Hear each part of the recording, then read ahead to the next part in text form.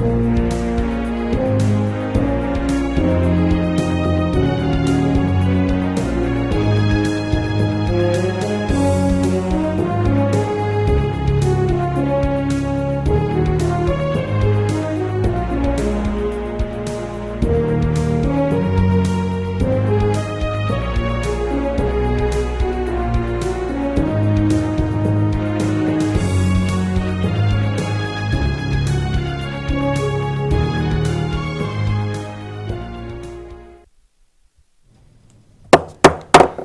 evening. The July 23rd, 2019 meeting of the Marion County School Board is called to order.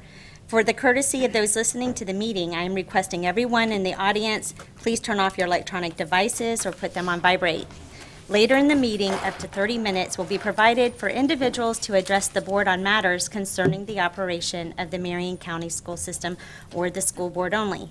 Presentations to the board are limited to 5 minutes and are televised.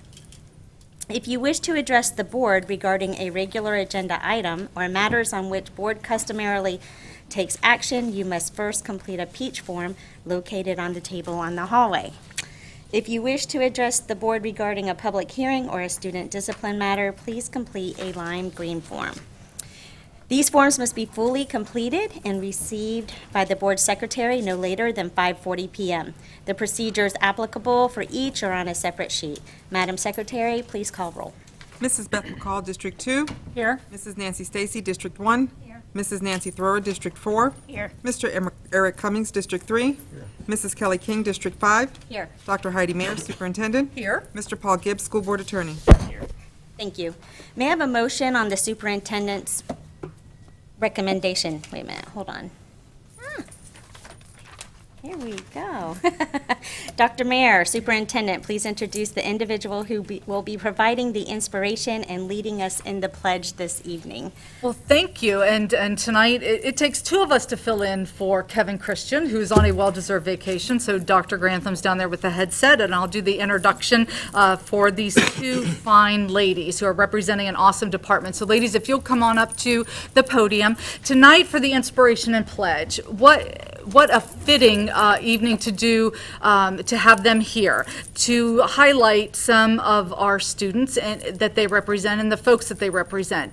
I'm sure that you've seen these flyers around town. So Mission Bus Brigade. So every Saturday during the month of July, our Psychological Services and Social Work Services Department is out collecting items for our homeless and needy kids. In our district, we have almost 3,000 students who are identified as homeless, and that's huge because you think if they're identified, how many more do we have that haven't identified themselves as such?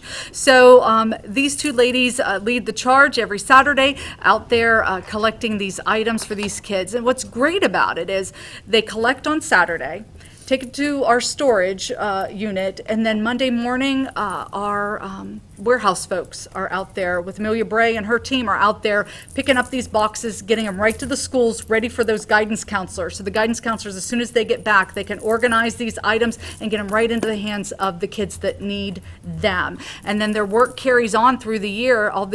Any teacher, any guidance counselor can pick up the phone and get a hold of these ladies or anybody in their department, and we get the stuff right to the kids. On August 8th, you'll all be getting an update, including a financial update on that department, and it's just a good time to be in Marion County Public Schools. So I'm going to turn it over. We have two ladies. So we have April Adams on the left and Wanda Shelton Copeland on the right. Now, April is one of our social workers, and she also is a court liaison. So she works with our kids who are truant. She also works in our young parent program, and she's been with us since 2009. And Wanda, who I'm so proud to call a friend too, she's been with us for 12 years, and she started at North Marion as a mentor. Was she there during your time, Mrs. Thrower? I see you smiling. Okay. And then she started as a social work assistant. She's been with the homeless department for 3 years, and she's got an awesome motto that I believe in too, but I'll let her share that. So Wanda will start us off with the inspiration, and then April will do our pledge. Good evening, Madam Chair, Vice Chair, board members, Dr. Mayer, Mr. Gibbs, and Madam Secretary. It is indeed an honor for me to stand before you and talk about the Marion County Public School Homeless Needy Children Program. My name is Wanda Shelton Copeland, and I serve as a social work assistant for the Homeless Department. As you may know, we have over 3,000 homeless students in our district. We also have an additional number of needy children and families that we provide food, clothing, shoes, rental assistance, utility assistance, plus any other needs of the family. We have been fortunate that our great community have generously donated to our program to support the Homeless Needy Children Program. Last year, we completed 276 clothing request forms. We assisted 117 families for Christmas. We also did 332 children received Christmas assistance, and we provided coats and jackets for 241 children. We are currently in the process of collecting school supplies through our Mission Bus Brigade as we supply their success. We have been at several Walmarts for the last 3 Saturdays. This Saturday, we will be at Walmart on Southwest 19th Avenue Road, and I invite each and every one of you to come out and support us. With all that being said, we have heard, when I was hungry, you gave me something to eat. When I was thirsty, you gave me something to drink. And when I was naked, you gave me clothes to wear. This is our passion and our mission. All right, please stand while we say the pledge. I pledge allegiance to the flag Of the United States of America, and to the republic for which it stands, one nation, under God, indivisible, with liberty and justice for all. Thank you. Thank you, ladies. Thank you, ladies. Yeah, I do just want to take a minute. Your dedication is a true testament of Marion County Public Schools, and these ladies and your volunteers that spend their Saturdays at Walmart on the hot asphalt in the brutal sun and sometimes the torrential rains. As a board member, I truly appreciate what you do for our students, and thank Well, our you. community is great. I was out there Saturday, and just the people that give is just amazing. It is. And I want to second that. Thank you so much for what you do. You know, those are the people, you're the ones that make the difference. You make the difference. The rest of us, we rock along, but you're the one that fills the gaps for us. Thank you so much. Thank you, guys. How you gonna come up here and try and quote a scripture and then don't think about it? I appreciate that. And listen, you guys are doing a wonderful job, and we want everybody else in the district to also catch on with what you're doing and help out wherever they can. It doesn't take everybody to give a whole lot. If everybody just gives a little, we can make a big difference. So I thank you guys for what you're doing. Children are my passion. I know. My motto is, with all things, I can do all things through Christ who strengthens me. That's it. Thank you. That's it. Thank you. Thank you so much. Okay, with the exception of items C19.2, which is the 2020 Plan Year Design and Rates for Blue Cross and Blue Shield of Florida, C28.1, the agreement with TPG Culture Exchange Services, C29.1, agreement with Buckman and Associates, and C22.2, First Amendment to Ed Directions LLC contract, all which have been moved to discussion from the July 23rd, 2019 board agenda packet. I recommend approval of the agenda for the July 23rd, 2019 school board meeting with the materials in the board packet, those materials distributed to board members at the meeting, and the audio recording included as part of the official record of the meeting. Thank you. Okay, now I have this right. Can I have a motion for the superintendent's recommendation? So moved. Okay, moved by Second. Ms. McCall, second by Mr. Cummings. All those in favor signify by saying aye. Aye. Those opposed, like sign. And the motion passed unanimously. May I have a motion to approve the minutes for the May 9th, 2019 administrative briefing and work session? Moved by Mr. Cummings. Second. Second by Ms. Thrower. Are there any additions or corrections? Seeing none, all those in favor signify by saying aye. Aye. Aye. And there's a opposed like sign, and the motion passed unanimously. May I have a motion to approve the minutes for the May 14th, 2019 school board meeting? So moved. Moved by Ms. McCaw, second by Mr. Cummings. Are there any additions or corrections to the minutes? Seeing none, all those in favor signify by saying aye. Aye. And the motion passed unanimously. May I have a motion to approve the minutes for the May 23rd, 2019 administrative briefing and work session? So moved. Moved by Ms. Thrower. Second. Second by Ms. McCall. Are there any additions or corrections? Seeing none, all those in favor signify by saying aye. Aye. Aye. Aye. Any that oppose, like sign? And the motion passed 5-0. Okay, again, I got ahead of myself. Before we move on, we're going to read our, we are the Marion County Leadership Team, and this is what we are. If we choose one word to describe us, it would be student-centered, because the student success is our mission. When we come together to work, we are efficient, effective, and relevant. Our three most important characteristics are dedicated, diverse, and dynamic. To work well together, we must demonstrate respect, confront reality, and clarify expectations, and get better. We do not accept excuses. We will not accept mediocrity. We will always put students first, and we will leave a legacy of success. Thank you, board members, for reminding me. Okay, Miss Judy Zanetti, Public Education Foundation Officer, would like to recognize the Felburn Foundation for a $350,000 donation to the Silver River Museum via the Public Education Foundation. Well, good evening, everyone. You know it is always my honor and pleasure to be able to address you, so thank you for allowing me this opportunity this evening. With me this evening is Guy Marwick. Guy is the director of the Felburn Foundation, a foundation that we are very fortunate to have housed here in Marion County. The Public Education Foundation is acting as the fiscal agent for this grant, so that is how we are involved.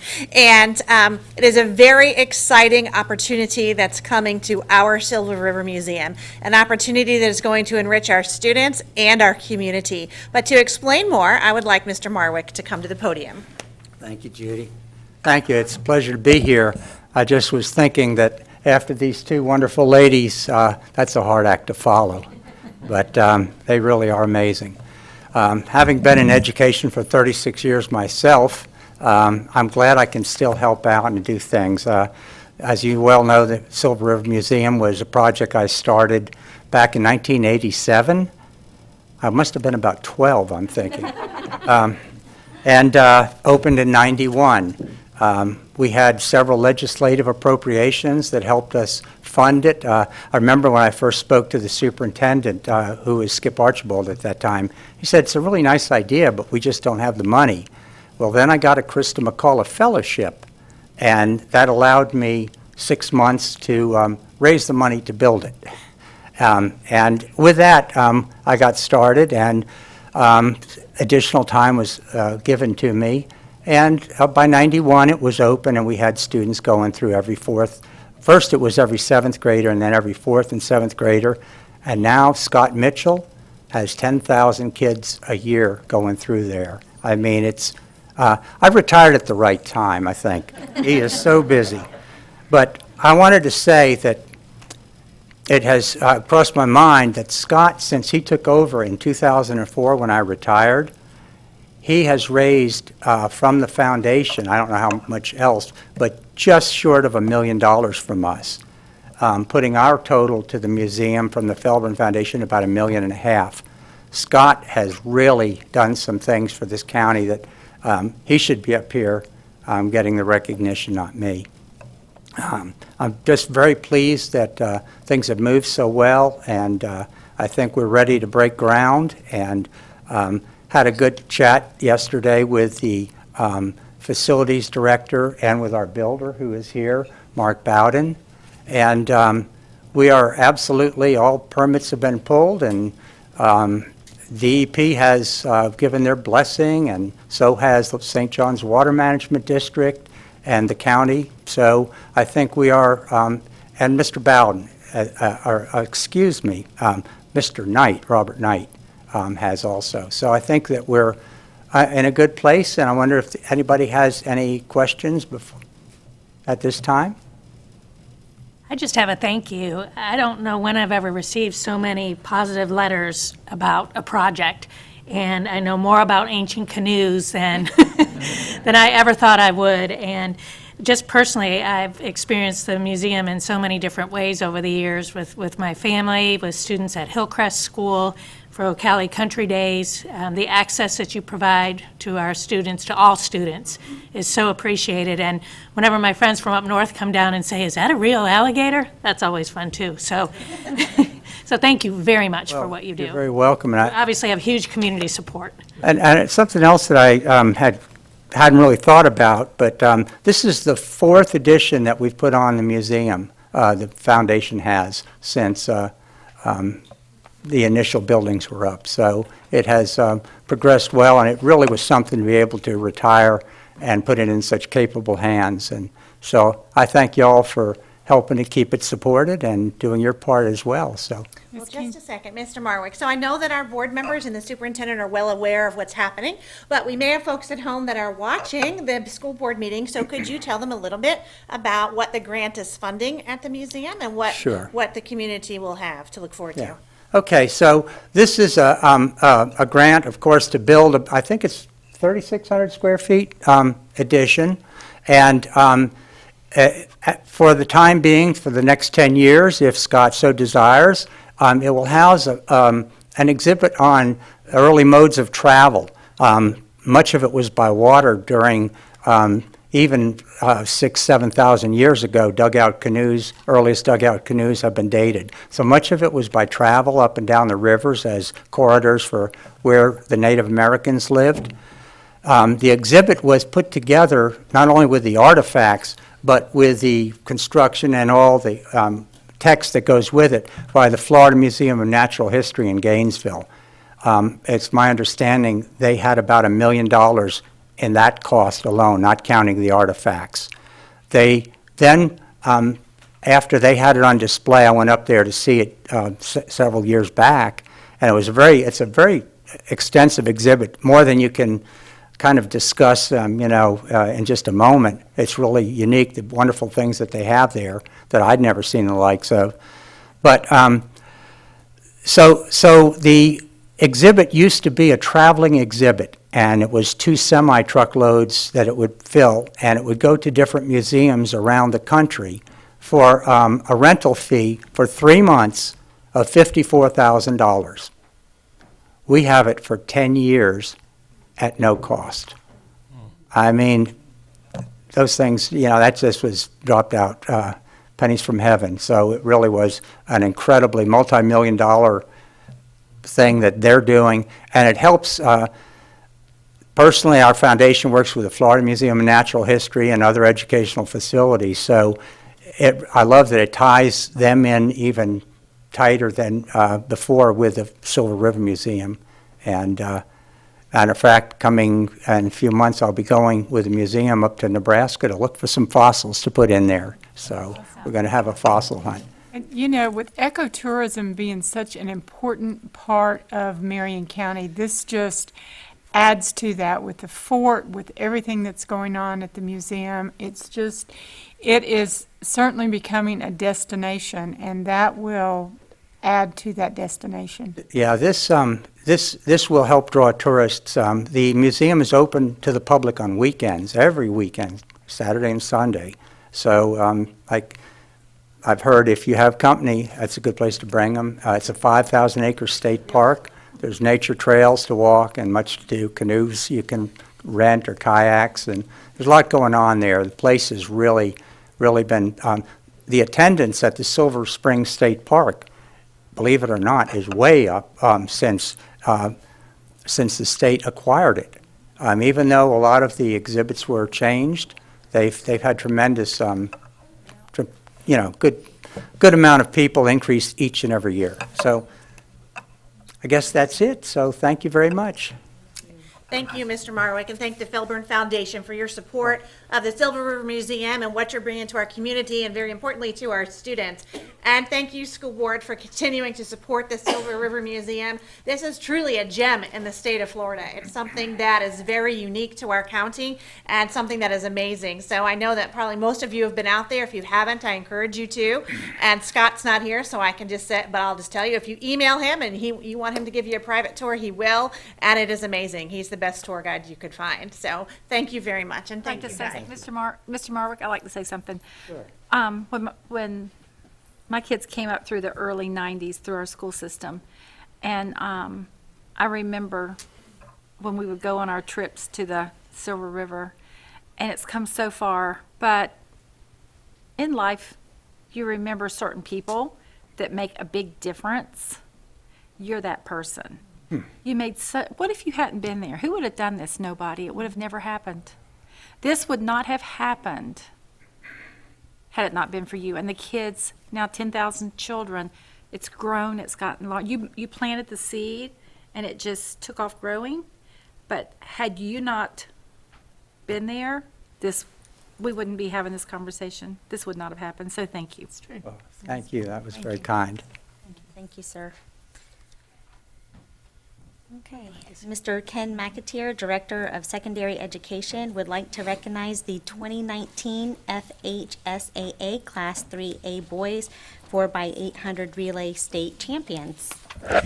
Good evening, Madam Chair, Reverend Vice Chair, members of the board, Dr. Mayor, Mr. Gibbs, and Ms. Martinez-Lopez. We're excited this evening to celebrate the accomplishments of some of our student athletes this past spring and to recognize their phenomenal coach. At this time, I'd like to introduce Jody Phillips, our athletics, activities, and driver's ed program specialist, to share more specific information. Thank you all for allowing us time for this worthy recognition.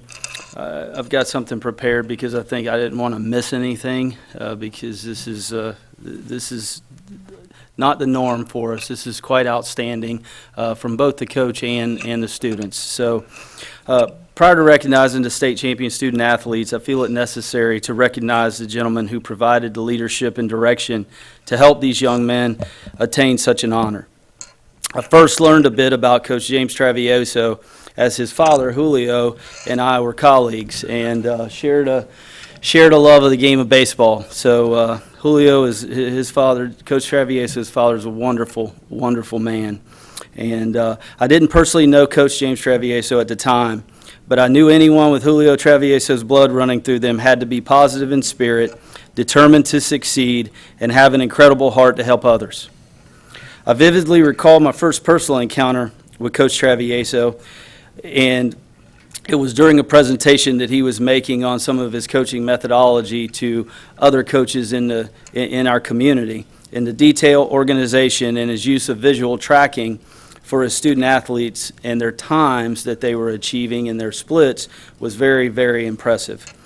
Coach Travieso has spent the last 23 years coaching the cross-country and distance event runners at Vanguard High School with the assistance of his wife and former MCPS Teacher of the Year, Tanya.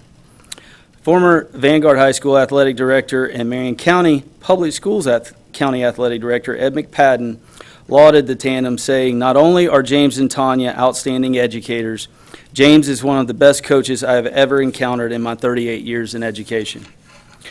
During his tenure, Coach Travieso's distance programs have produced 16 state champions along with 9 state runner-up finishes.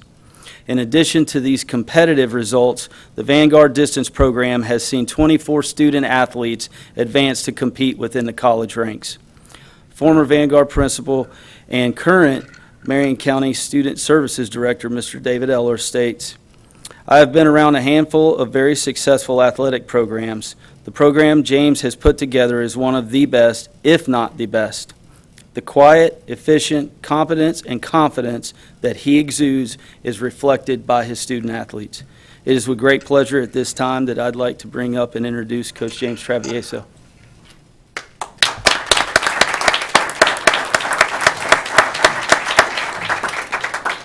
Thank you, Mr. Phillips. It's an honor to be here tonight. Really just want to bring them up. I'm not really comfortable I'm always a much better coach when I have a lot of talent to coach. So if we could bring up the 4x8 state champion team, we'll do them. Luis Benitez Chaparro, Jordan Travieso, Giovanni Rodriguez, and Alex Kay.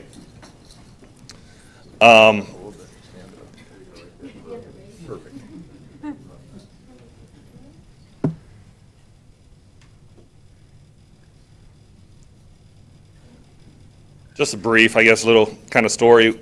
We were actually state champs in the same event last year, so we had a little pressure coming in this year to kind of repeat. Two of the guys, Alex and Lewis, were on the team last year, so we had to bring in some new members. We had some adversity early in the year. Alex had a stress fracture in his back, so he only had a few weeks to prepare to get back to running. And then Jordan actually broke his collarbone on the UNF track meet, the same track where he ended up winning state, and he had to have surgery the week later, and he ended up coming back. He had about 5 to 6 weeks to come back to run. I guess one of the hardest things dealing when you win the state championship the year before was it was either we were going to win it and be ecstatic or lose it and be devastated. So they kind of had that pressure, but really it was their belief that they could do it, and that's something we really stress. It doesn't matter if anybody thinks they can do it, it matters what they think, and they definitely believe they could do it. I don't think we were the favorites going in, but they were able to do it. We're lucky. Alex Kay is going to be running at the University of Tennessee next year. He's one of the top 800-meter runners in the nation. But to their credit, the guys gave him the baton in first place. So when you have that, we're in first and we give it to Alex. As a coach, I was able to exhale a little bit because no one was going to beat him. Lewis is going to be an upcoming senior. Lewis is being recruited by many of the top schools in the nation, many of the Florida schools and other schools in the SEC and stuff. So Lewis will be signing somewhere. Gio, he had some offers to go run, but Gio is going to join Fire College next year. He graduated Vanguard, and now he's going to become a fireman. And my son Jordan is going to be a upcoming junior next year.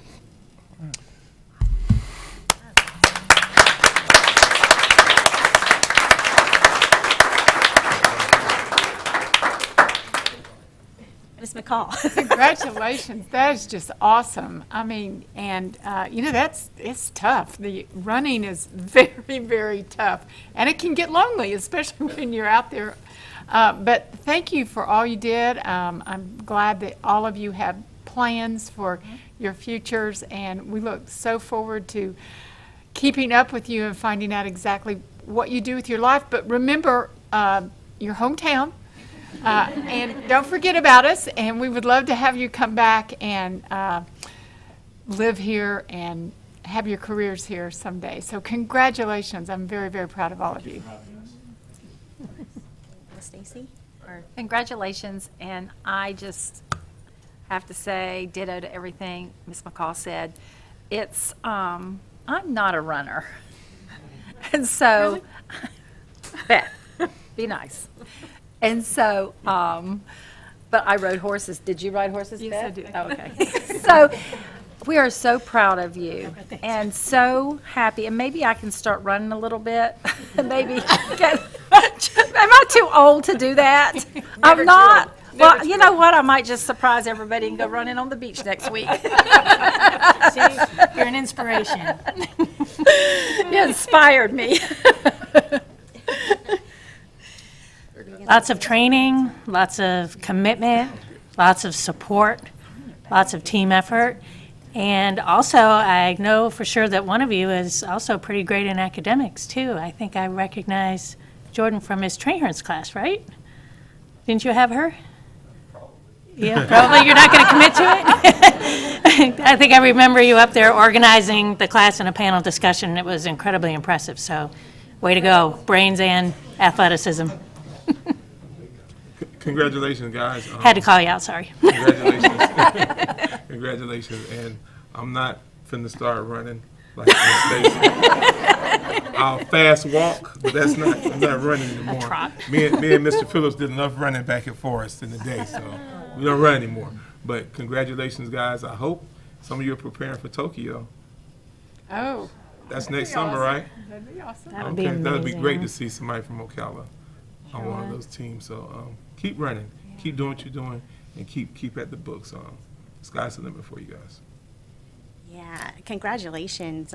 What dedication and true grit. When you think of grit, we hear about that all the time, like in academics and stuff like that, but you guys had it in your athleticism, and I just wish you the best of luck at your new schools and Fire College and finishing your high school, and you guys are great. And like them, if kind of like that meme, and it says, if you see me running, you better worry because something's chasing me.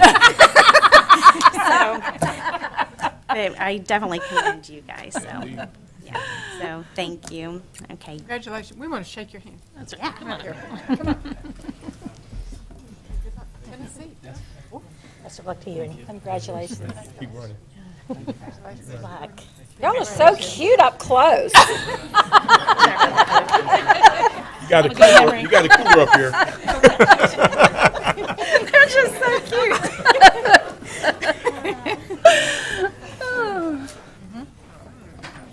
Katie, Major's wife's a runner, and she now can't because she's got a hernia.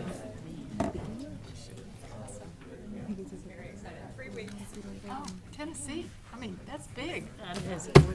Big time. There is.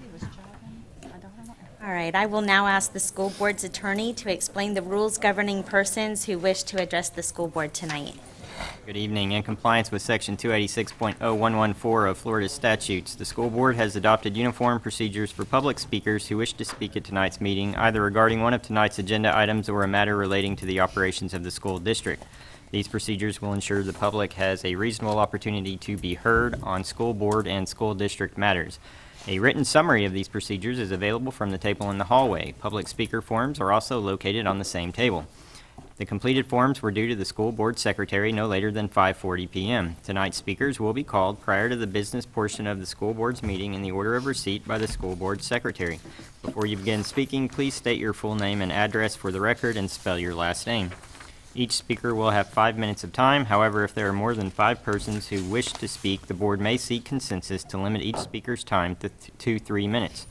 When the speaker has 1 minute remaining, the speaker will receive a visual notice to complete his or her comments. Speakers may not yield their time to other people. Speakers and meeting attendees are expected to conduct themselves in a respectful manner. Therefore, verbal attacks and profanity are strictly prohibited. Pursuant to the procedures for public comments, item number 6, speakers are not to identify specific individuals other than themselves or their child unless the statement is provided 24 hours in advance. If there are matters dealing with student discipline, including expulsions, they will be scheduled at the conclusion of the televised portion of this meeting. Parents may address the board regarding a discipline matter at that time. To ensure student privacy, only a parent or guardian may use a student's first or last name. Identifying references to or identification of other students and/or their families are also strictly prohibited. Thank you for your attention to the board's rules. Thank you, Mr. Gibbs. Ms. Molina? Yes, Ms. Norvella Haynes.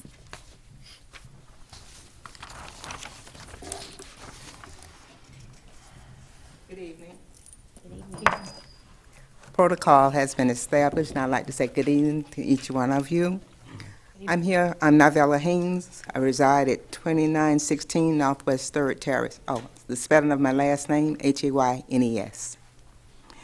I stand before you this evening on behalf of the thousands of Marion County Public School children who are below grade level and cannot speak for themselves. Not only are our children hurting, but their families are hurting, because who wants their child failing? There are also hurting employees who work hard and diligently with our children and feel helpless and overlooked.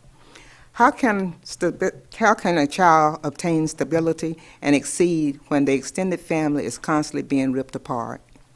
Tonight, I'm going to ask each of you to come out of your comfort zone and put yourselves in the above-mentioned situation. How would you feel and survive? What has happened at Evergreen is a prime example. The role models that worked so hard to get them moving in the right direction has been snatched away from them again. When looking at the Board of Education meeting, as Dr. Mayer made her plea for help, didn't mention the improvements that had been made. In order to have hope, we must hear the positive outcomes. As I look at the already results, we're about to have another disaster, with our 5th graders going into 6th grade. Can you tell me what middle school Evergreen and Oakcrest feed into? Well, it's Howard Middle School. And in reading, if you have 48% coming from Evergreen and 39% coming from Oakcrest below grade level in reading, what is going to happen to the B grade at Howard Middle? In math, they will be getting 19% from Evergreen and 24% from Oakcrest that are below grade level. Knowing this, I am here to make a plea with all of you all to come out of the box and your comfort zone to save our children and keep another school from plunging to the bottom. I'm asking that a pre-6 class be implemented at Howard Middle School. Get teachers to teach them and allow them the opportunity to achieve. At the end of the year, if they haven't mastered all of their skills, then they can be retained, and if they master them, they will go on to the 7th grade. It isn't their fault they have had substitute teachers most of their critical years. Dr. Mayer and board members, I'm pleading with you all to help save our children. Thank you. Thank you, Ms. Hayes. I want to talk about what she's talking about in board concerns. Yeah, I think that's what I was going to say. We'll do that. Okay, and that was our only speaker for Yes, this ma'am. evening. Thank you, Ms. Haynes. Thank you. We will talk about it towards the end of the meeting. May I have a motion to adopt the Comprehensive School Mental Health Plan in compliance with the Marjorie Stoneman Douglas High School Safety Act? So moved. Second. Okay, Dr. Mayer. The Comprehensive Mental Health Plan is in compliance with Marjorie Stoneman Douglas High School Safety Act, Chapter 2018-3, Laws of Florida. I declare a public hearing. Is there anyone present who wishes to address the Comprehensive School Mental Health Plan? Seeing none. Board, do we have any discussion? Seeing none, all those in favor signify by saying aye. Aye. And the motion passed unanimously. May I have a motion to adopt the revision to the 2018-2019 Code of Student Conduct for the 2019-2020 school year? So moved. Moved by Ms. McCall, Second. second by Ms. Thrower. Dr. Mayer? The revised 2018-2019 Code of Student Conduct for the 2019-2020 school year complies with the board policy and Florida statutes. I declare a public hearing. Is there anyone present who wishes to address the revised 2018-2019 Code of Student Conduct for the 2019-2020 school year? Seeing none. Board, do we have discussion? Okay, all those in favor signify by saying aye. Aye. And the motion passed unanimously. May I have a motion to approve consent agenda item C10.1-C29.1 with the exception of items C19.2, C28.1, C29.1, and C22.2, which has been pulled and placed under discussion? So moved. Moved by Mr. Cummings, Second. second by Ms. McCall. All those in favor signify by saying aye. Aye. And the motion passed unanimously. At this time, I would like to recognize Dr. Mayer. In accordance with Florida statutes, the board approved a budget presentation timeline on May 14th, 2019. For your convenience, an additional copy of the budget presentation timeline is being provided today. I see you each have your binders, and it's in the front pocket of your budget notebook. The work sessions to review tentative budget being received today have been scheduled for August 8th, 2019, August 15th, 2019, and if we need it, August 22nd, 2019, if necessary. May I have a motion to receive the tentative budget, approve it for advertising purposes only, and set a public hearing for Tuesday, July 30th, 2019, at 5:30 PM in the boardroom? So moved. Moved by Ms. McCall, Second. second by Mr. Cummings. Do we have any discussion on this? Okay. All those in favor signify by saying aye. Aye. And the motion passed unanimously. The proposed budget will be posted on the Marion County School District website Wednesday morning, July 24th, 2019. Please be sure to bring this notebook with you to each work session and budget-related public hearings. Okay. I'm good. No, I'm good. May I have a motion to approve item C, 19.2, 2020 plan year design and rates for Blue Cross and Blue Shield of Florida Incorporated Group Health Insurance? So moved. Moved by Ms. McCall, seconded by Ms. Stacy. Ms. King, I understand you pulled item C 19.2, 2020 plan year design and rates for Blue Cross and Blue Shield of Florida Group Health Insurance. You wish to have further discussion? I did pull this item because it is suggested that there is a vote for us to move our plan from what we currently have as a PPO to an HMO. I will not be voting on this tonight. I feel that we do not do enough for our employees or our teachers as it is now. And we all know that health is important. And if our employees are not healthy, then they are not going to be in our schools and being the best that they can be. With us moving to an HMO, it is going to be restrictive to our employees. They are no longer going to have the choices that they have now. I believe that when you are, you have a relationship with your doctor. Our employees may have been with our doctors for many years, and that could be taken away from them. They're going to be told who they can use. Our employees will not be allowed to go outside of the state. Our employees will no longer be allowed to use Mayo Clinic services, and they will have to be pre-approved. And I think that would be a barrier for our employees. Again, education is not a profession where they ask for much, and we do not give our employees much.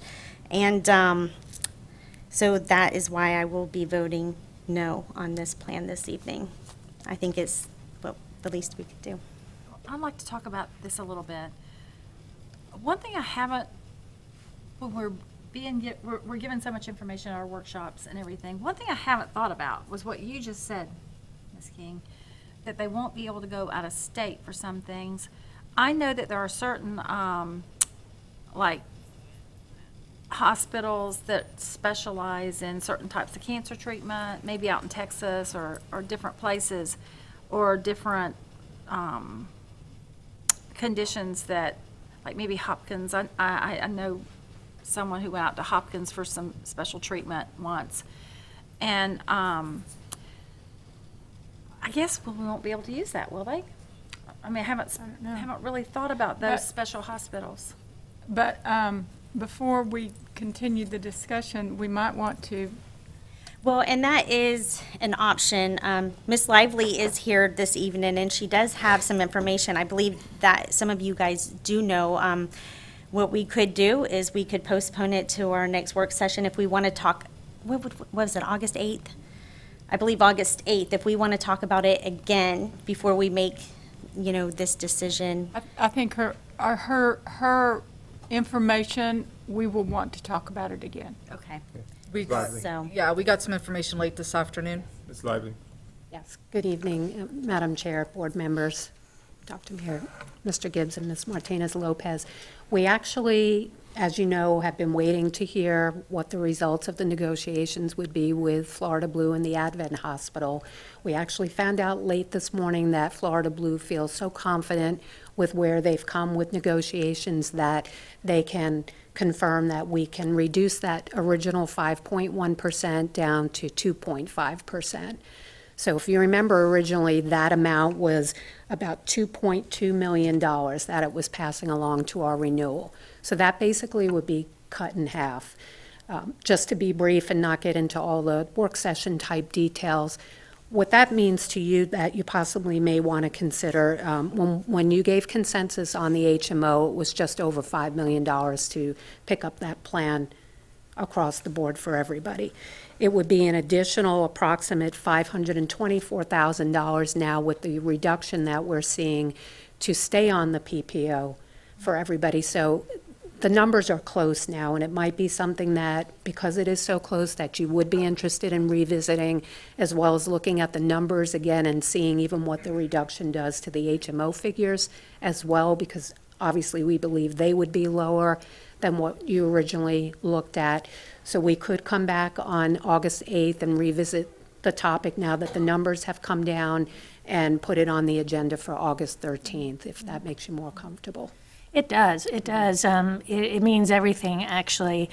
There was consensus during the work session that the HMO at least provided the ability to still offer a free plan, the Plan 1, I believe it was called. But when you think about, and I've been in the district for a long time, that I think my deductible was $100, back in the day, and everything went towards it.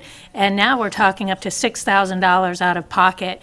And you balance that against what a lot of our employees make, it's ridiculous. And further, I was intending to vote no because there was consensus, and almost as a protest to say, this just cannot continue. Our employees mean too much to us.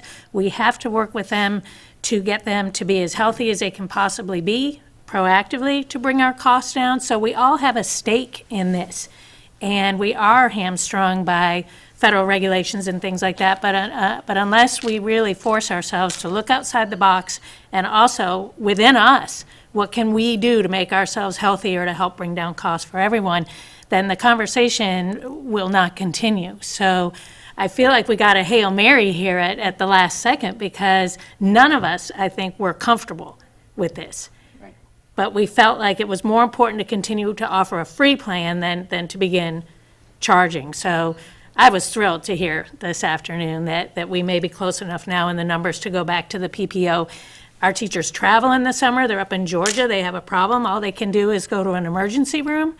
The teledoc, to me, did not outweigh the benefit of having a PPO. So this seems like a savior, actually. Back new updated numbers to you, and as well, fingers crossed, when the fall comes, perhaps we can still get that insurer fee taken as Yeah, well. because that's not considered in that number right Correct. there. Yes. Right. So Right.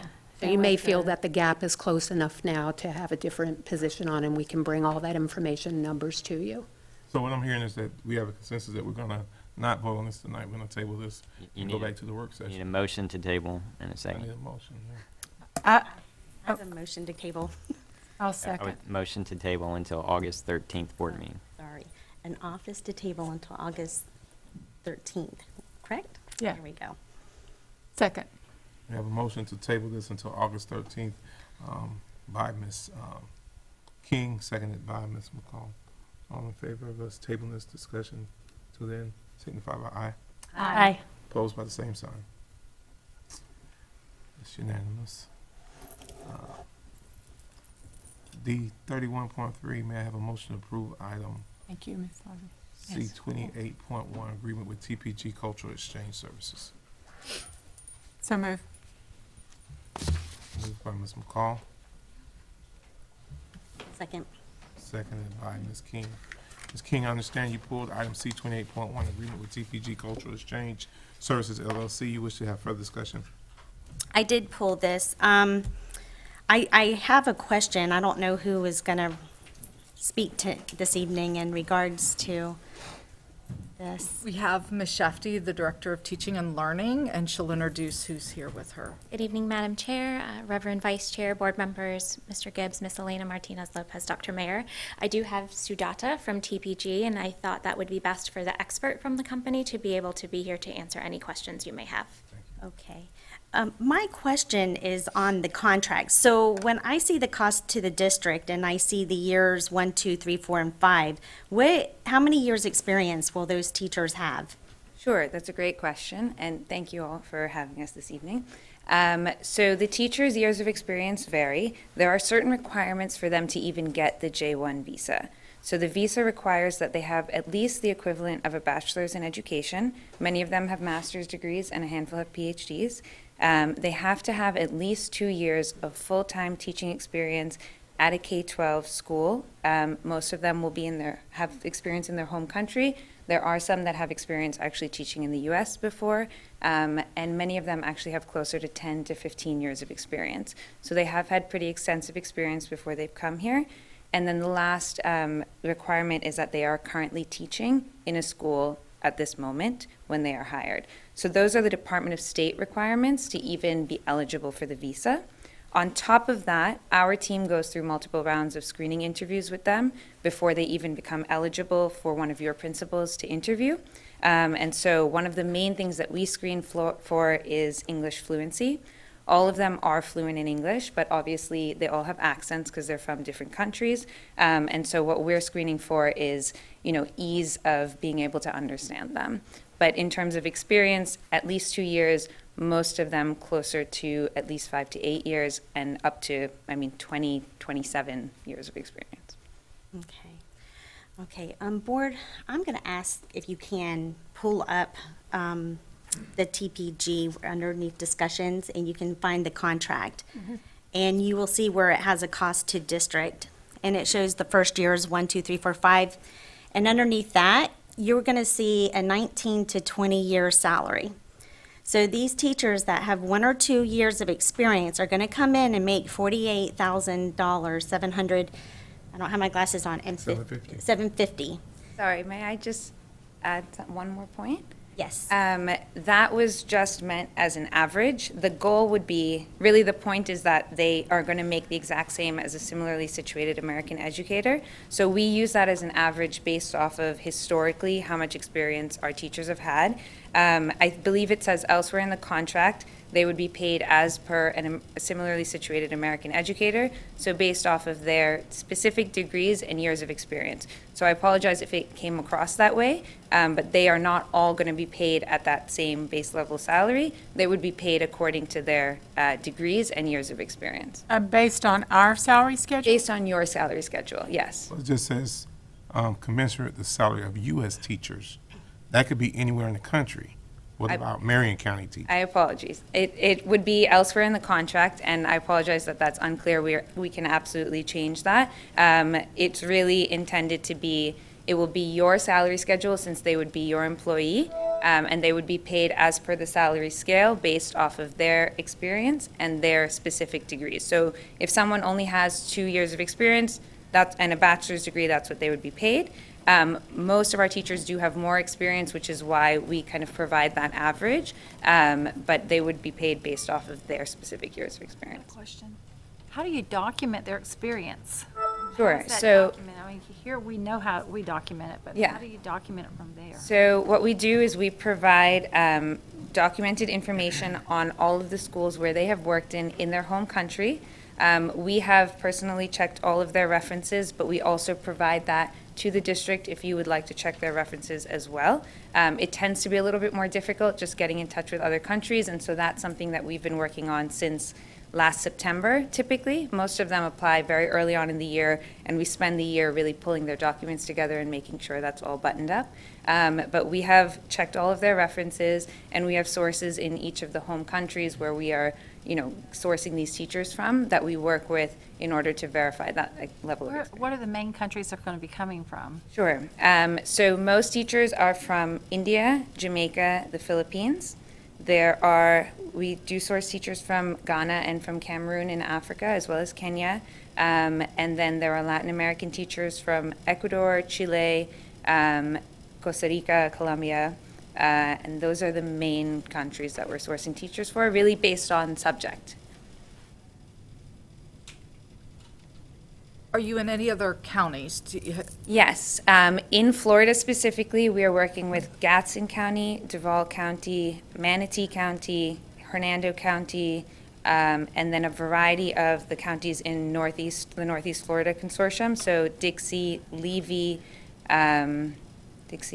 Putnam, Columbia. Those are just in Florida. And then we have other districts that we're working with outside of Florida. And all of those counties have adopted this same contract? Because I remember that when we were having some discussions, there was only one. Mr. Gibbs, which? The consortium, I saw their contract, but I've revised this contract considerably from the contract they approved. Yeah, so we use one base contract. Every district has had their own edits. So it's essentially the same base contract, and the requirement to pay them based on their experience and their degrees is actually a Department of State requirement. So the U.S. Department of State requires that these teachers are paid the same way that a similarly situated American educator would be, and that's the exact language in the Department of State regulations. And so the Department of State says they will come here to the United States, be evaluated based off of their degrees and based off of their years of experience, and then paid as per the salary scale of the district where they are hired. So, but you said you're working with all those counties, but you only have how many do you have contracts with? All of those counties. They're all under contract? Yeah. Okay. Do you have any teachers that are specifically trained in special needs? We do. There actually are quite a few teachers who are trained in special needs, and we have multiple school districts that have worked with those teachers in the past. I think we provided references early on in the process of some of those districts that have worked with ESC teachers. I think the majority of them tend to come from India and the Philippines, just given the level of education that they have there in those countries, as well as opportunities they have for those teachers to work with those types of students. And those teachers tend to be very, very patient, very diligent, very caring, and they actually perform some of the best among all of the teachers that we place. Thank you. Thank you. Board, I think we have to ask ourselves, though, why we're going to pay, on top of their salary, an extra $11,500 for each teacher that comes in. I think as a district, and we know it's a shortage everywhere, we need to ask ourselves, why are we having to pay for outside help when we could have teachers here, and why can't we retain our teachers or get them to come? And I think that's something that we really need to be paying attention to, because today I looked, and I think we had 52, 53 vacancies. So if we did that times, $11,500, that adds up.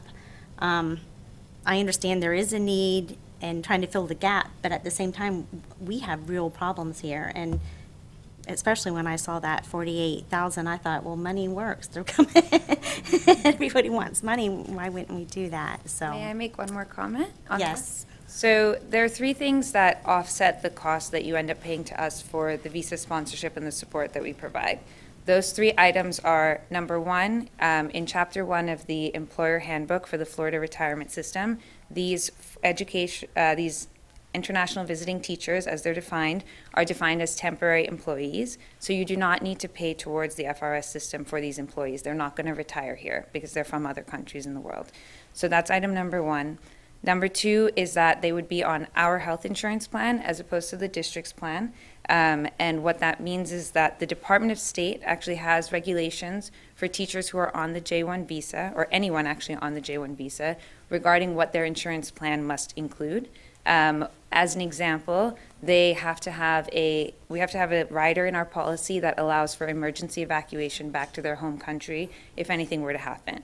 We've been doing this for 15 years, and that has thankfully never once happened, but it does need to be in the health insurance policy that is covering these individuals. And so they would be on our health insurance policy rather than yours. And then the third item is the smallest item, but still included, is that they are considered non-resident aliens for the first 18 months of their stay here, and so they are not subject to FICA payments, and neither is the district. So I think it's in the table included in the contract that between those three costs, it does end up, mostly offsetting the cost. I understand that they are, of course, in different buckets, and that is not handled in the exact same way by the school district. Completely understand that fact. But if you look at it from an overall perspective, the cost for an international educator, because of those three items that are offsetting, ends up being, somewhat equivalent, or depending on the district itself. There are some districts that end up paying slightly less as an overall package. Speaking of support, what type of support do you provide to your international teachers, to help them assimilate to the American teaching culture? That's a great question, and that is really A lot of the goal of the J1 visa is for that purpose. It is a cultural exchange visa. So if you think about it, the Department of State actually looks at it as a public diplomacy program. So someone comes from another part of the world. We work with, allies of America around the world. Someone comes from another part of the world, and they come into the classroom, and they really expand the mind of a student in a way that just teaching a geography lesson would never get at. So even if you have a teacher in front of a math classroom, the fact that you're interacting with a teacher from a different culture all day, every day, makes a complete difference in terms of how you view people from other parts of the world and builds those relationships between America and our allies around the world. Then vice versa, when they go back to their home country, they have a deep love and understanding for America on a level that you never would otherwise, because they've really lived here, interacted with the people, learned the kindness, the support, resilience that the American people have. Take that back to their home country and build a community of support for America in other parts of the world. So that's really how the Department of State looks at this. Part of what they require from us as a sponsor of this visa is to ensure that that cultural assimilation is as seamless as possible. We do webinars for the teachers in their home countries starting actually in January. We have American educators, superintendents, principals who are hosting sessions, as well as educators who are here from that same person's home country who have been here for a year, 2 years, 3 years, and have really gone through that transition process. So they provide a lot of information before they even leave their home country. Once they get here, we do an in-person orientation with them and really address a lot of questions that they would have coming from a foreign culture and coming here. And then throughout the year, we are in touch with the principal, in touch with the school district. HR especially is who we work with most closely, and then in touch with the teacher directly in order to provide any level of support that happens. Of course, the school itself will have their own level of support, as will the district, and we absolutely do not want to, step over those bounds, but we are there as a layer of support in case anything occurs that is more kind of cultural of nature or that has to do more with the fact that they're from a different country. I'd like to say, Ms. King. Go ahead. In looking at this and hearing you talk about it, I remember when the Cubans came over here. They had a whole different concept of education. They were such hardworking in education. They were so appreciative of schools and that sort of thing. And they brought that here to South Florida, where I grew up. And we saw the importance that their family put towards education, that sometimes, unfortunately, in our American homes, there isn't that same level of importance established to education. Because we kind of always had it, and we maybe we don't have the appreciation for it that some of the third world countries and different places have. I think it would be very interesting. It's the reason I asked the countries that you were talking about, because as I think about people that I know that have immigrated from those countries, they are really education oriented. They're very, very deep into the importance of education. And I believe that would be an interesting thing that we could bring to people in this country and to the students in this country to have an understanding of, you know what, someone's paying for you to have this education, where in some countries it's just not like that. And be thankful to the taxpayers and thankful to those that are giving you a bus to ride on, and just a different, I believe it could maybe, there's just a level of gratitude that I think that the culture difference could bring. And I think I support this. I think I'm very supportive of it. I definitely am. I think it's a great idea. I know when I worked at Monroe and we had nursing shortage, we went over to the Philippines and recruited nurses, and they ended up being some of the best nurses we had because of the opportunities they were given. I love the idea that our kids would have teachers from different cultures. I mean, I just think, you know, the world is the world now. It's not just, and so I think it's a great idea. I'd love to try it. I want us to continue to work very, very hard on growing our own and recruiting teachers. But I think to fill our classrooms with teachers rather than permanent subs, I think this is a great opportunity for us. I think it's a great opportunity, and I just remember so well when the Cubans came from their island, how those parents just were so much about education, more so than the American families. And I was just a little girl, and I saw how fast they moved to the top of the class. And it's because they're driven by their parents. And so these teachers come over here that are from that culture, where education is appreciated, where here we just expect it when we think we deserve it, and we think that we just, whatever, you know? Where in a lot of countries, it is a real gift that they have. And I really think that that's a concept that we need to spread. So are they, help us understand a little bit in the public too that's watching that isn't privy to what we're looking at on our board docs. So are they like temp employees? Is it a temp agency? Are they our employees, or who signs the contract? I mean, how does that work? So yeah, they would be employees of the school district. We're basically contracted to recruit them, to screen them in their home country, provide ongoing support while they're here, and then we also provide that health insurance coverage that meets the riders required by the Department of State. So they would be employees directly of the school district. And just to speak to an earlier point, which I realized I missed, you were speaking about 50-some vacancies, and can you imagine having, 50 teachers? I definitely would not suggest starting with 50 teachers all at once or using this as a solution to fill all of your vacancies. Really what I would look at is to say, what is a number that we feel comfortable with? Maybe we choose certain schools, maybe we choose certain subjects that are particularly hard for us to recruit in, like maybe math or ESE, things like that. And we'll focus really on those to begin with, see how it goes, become comfortable with it, and then if you'd like to expand in future years, of course, you are welcome to do so. But even me, as an advocate for the company, I would not tell you to start with 50 teachers. So what is the length that we sign up for? So the contracts are on a year-by-year basis. Okay. They are, under the same contract as an American teacher. So if at any point things are not working out, you can let them go and they will go back to their home country, and the fee that you are paying to us would be prorated based on the amount of time that they're here. And do they have to pass the Florida Teacher Certification exam? So they do get a Florida certification.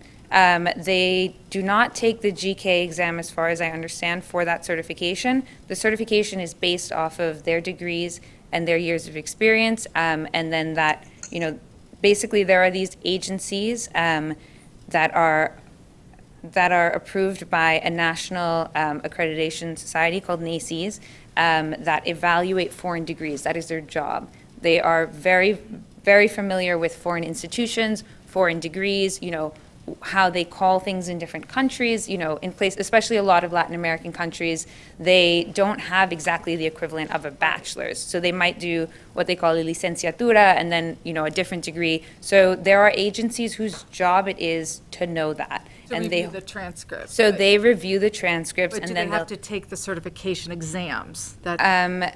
I do not. I know that they don't need to take the GK exam. I do not know whether after the first year they need to take. I think there are some areas where they need to take praxis exams, and I'm not 100% sure about that. Okay, and then are they eligible to join the union?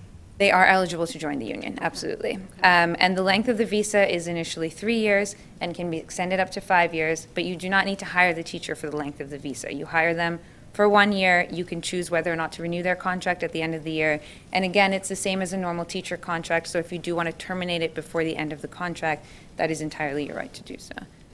We need to find out, though, about if they have to pass the certification, because that's the 3 years. Well, so the Florida Department of Education has a certification specifically for exchange visiting teachers. So that's the certification that they would be on. Okay. And the requirements for that are that their transcripts be evaluated by this outside agency, and they have a list of agencies that are allowed to evaluate transcripts. Okay. They need to have the visa. That's another part that's actually probably important to mention, is that at the end of the day, the U.S. Embassy in that person's home country is the entity that decides whether or not they get a visa. We have been approved as a visa sponsor by the Department of State, but we have not been approved to issue visas by the Department of State, and that's a very important point. So the U.S. Embassy locally in the home country has access to background reports, to, you know, the equivalent of their FBI check, police check, and things like that, that they go through all of that vetting before they decide to give someone a visa. The vetting has actually increased this year. They are now looking also at 5 years' worth of social media profiles and a couple of other different options that they're looking at before they decide to give someone a visa. And we have no control over that process, no insight into that process. That's really the jurisdiction of the U.S. Embassy. They have extensive resources in each country, of course, and they're the ones who are deciding whether or not someone gets a visa. So to be clear to the public, we are not the visa sponsor, you are. We are the visa sponsor, correct? Yes. Ms. Thorne? I'm thinking big picture, and then also when it comes down to our special needs students, our ESC kids it's always been very difficult to fill those positions and keep those positions with certified teachers. And turnover is very expensive, it's very disruptive, it's hard on our kids. We had a speaker up here earlier this evening talking about when you have a school full of substitutes, it's pretty difficult to make progress. So from that sense, it's very appealing to me that we're looking to bring in teachers that already have education experience at the equivalent of a bachelor's level or even a master's level, that they have been screened, that other counties are already using them. It would be interesting to know from other counties what that data looks like in terms of how well how well it's worked out, so to speak. But we also have other teaching positions that have traditionally been very hard to fill as well, you know, historically.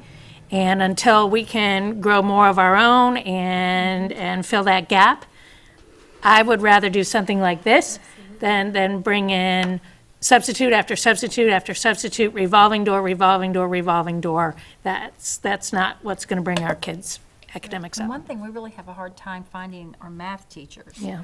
And you probably have plenty. We do have. I have a question. Are these teachers are going to be under the same evaluation process as our current teachers? Will they be rated highly effective, ineffective, whatever? That would be up to the district. So we would not get involved in that process. The district can. Yes, sir, we wrote that into the contract. And what about They would that? fall under our evaluation. What about, would they have the same due processes as a regular teacher if we were wanting to terminate? Would they have the same? We wrote that in. Mr. Gibbs has been very helpful with that we really tailored the contract to make They sure. would be subjected to being on paid administrative leave until we decided not, so, correct? I believe so. Ms. Lively has had eyes on the contract as well. We kind of capitalized on our pockets of expertise, so I don't want to speak to that, but Ms. Lively, Ms. Vitale, Mr. Christian, we've all kind of we've looked at the contract, dissected it, and found where we had concerns. It's been a lengthy process to make sure that we are comfortable with the language that is existing in the contract. When did you start work on this idea? February, I believe, January, February. It's been quite a bit. Any further discussion on this? No, I'm just relieved that I don't see two-year teacher making 20 years of salary. That's what I was like, that would be, yeah, I was like, that is just very discouraging for people in the education field, and so that's And answered. how many teachers are coming? Are we planning to come? Is it 10? You can, I mean, it's up to the principals at the end of the day, I believe. The I mean, contract, I'm looking at $345,000. Was it 30? contract caps it at 30. 30, yeah. Capped at 30. Yes. Cap at 30? But I don't, from what you mentioned, though, you wouldn't recommend that. Wouldn't start with 50. You can start with whatever number, feels comfortable and then move forward year over year. I'm excited about the opportunity for the kids. Thank you. I think we should pass You know, this. we're about students here. We've had our, we have our presentation that we give. We're about students. You know, when I think about adults, maybe this isn't what adults want to do, maybe people in the profession. But for students, I think we're making a very good move. I agree. They are very caring, very dedicated. They really come here to learn about our culture and to work and to grow professionally for themselves as well. For them, America is a pinnacle of education, and so they look at this as, a place where they can learn and grow. And I think that because of that, the students in the classroom do tend to really excel because they have the full attention of the teacher and they come here for that purpose. What's the typical age range? It varies. I would say probably 28, 29 would be the absolute youngest. People are normally closer to their late 30s, early 40s. And then I would say the oldest you would get would be kind of late 40s. One more question. Yeah. Because we need to wrap this up. Sure. Are they bringing their families? What? Yeah, so they can bring their families. What we typically do is have them come first, find housing, get settled in the school, make sure they know how they're getting to school in terms of transportation, if they want to get a car, things like that. Really sort out a lot of those logistics, open a bank account, get their fingerprinting done, all of that. We want them to focus on that first, and then be able to put their best foot forward in the classroom, and then they can bring their families at a later date. Are you guys ready to go? Yeah. Okay. Can I get a motion? Thank you all for your time. Thank you. Thank you for answering all our questions. All in favor for this agreement with TPG Culture Exchange Services LLC, signify by aye. Aye. Opposed by the same sign. Passed unanimously. May I have a motion to approve item C 29.1, agreement with Buckman and Associates? So move. Second. Moved by Ms. McCall, seconded by Ms. King. Ms. King, I understand you pulled this item C 29.1, agreement with Buckman and Associates LLC. You wish to have further discussion? I did. Here's my thought on this, and I'll make it short and sweet. When I looked and I realized that we would be paying $55,000 for a consultant, and I realized that the other side, we do not have deans in our schools, in at least 3 of them. We have other positions that are needed, like content area specialists, others. I will be voting no on a consultant tonight. I think we need, as they say, boots in the ground and people in our schools, and a consultant's doing like a view of 40,000 high. We have area specialists, we have more student services coming underneath that, and my priorities to the students, so Mr. I'll Whitehouse. leave it at that. Please help us understand why we need a consultant, and we got people in the district office that can do the same job. Yes, sir, certainly. So, good evening, Madam Chair, board members, Dr. Mayor, Mr. Gibbs, Ms. Martinez-Lopez. I do want to point out, if you note on the funding source, we're actually paying for this out of a grant. It's not from general funds. It is a district-issued instructional leadership development grant provided by the state of Florida for the sole purpose of developing the administrators within our district. So we can't use that grant money to hire a dean or to hire other personnel. It's only used for professional development. And the best way to provide professional development to our administrators is on-the-job, job-embedded coaching for them on a daily basis.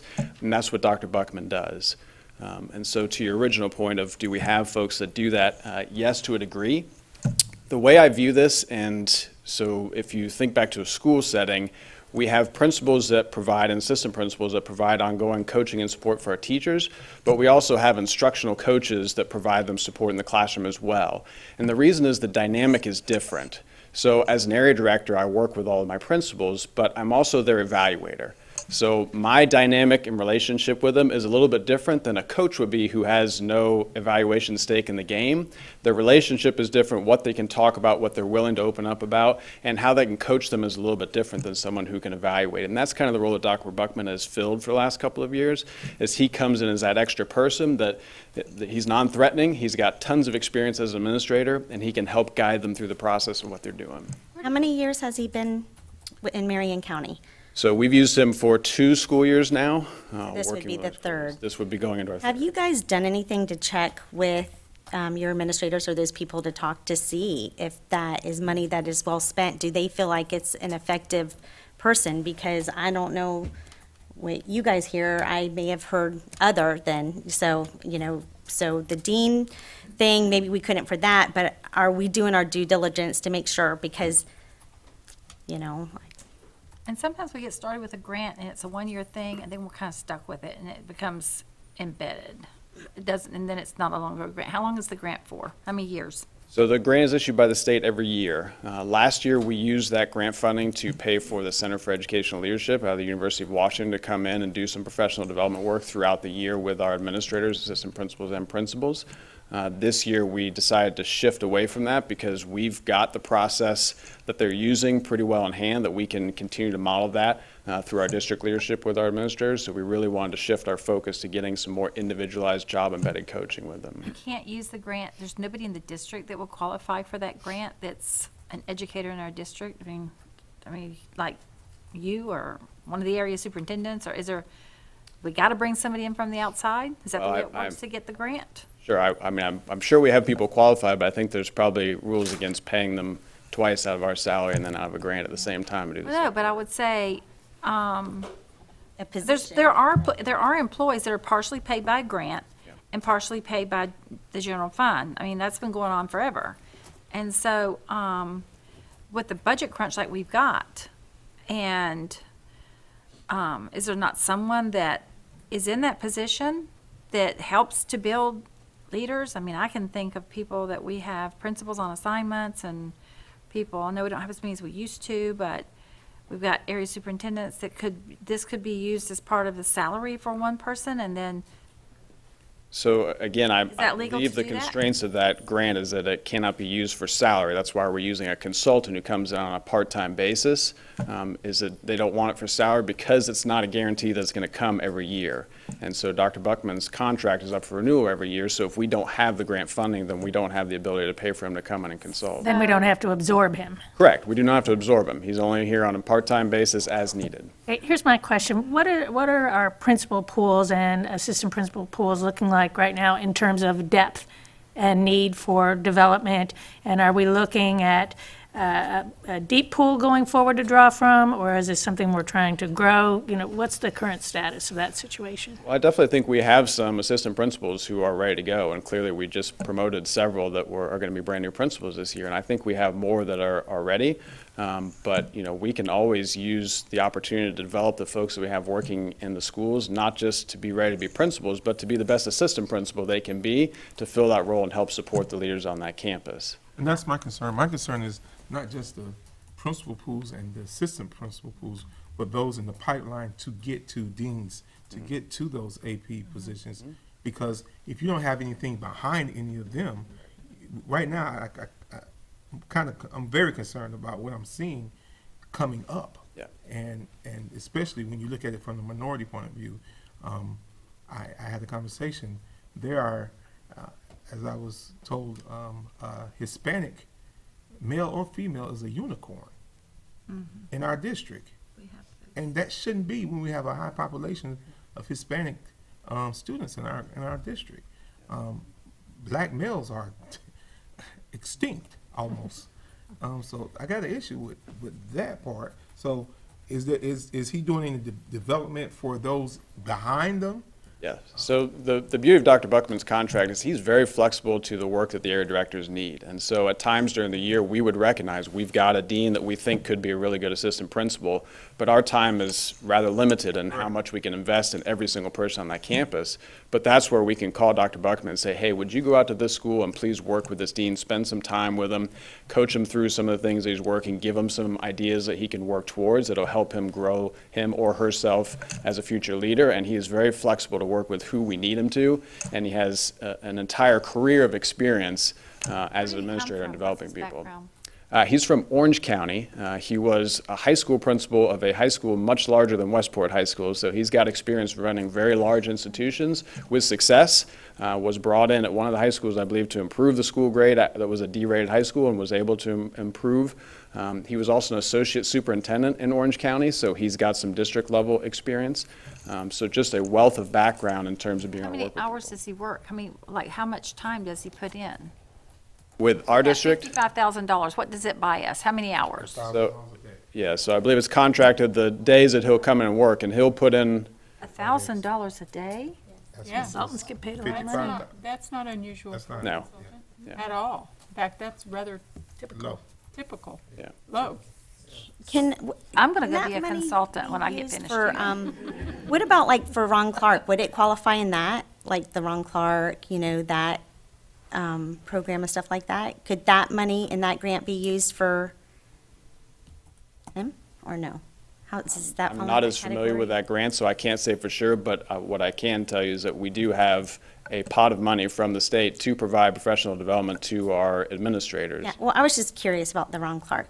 And also, is that Dr. Beckman, does he teach any classes here in Marion County? Is he part of that St. Sure, he teaches Louis? for National Louis. and National I think Louis. that's what, yeah, that's where you two were headed with that. But yeah, transparency, he's with National Louis.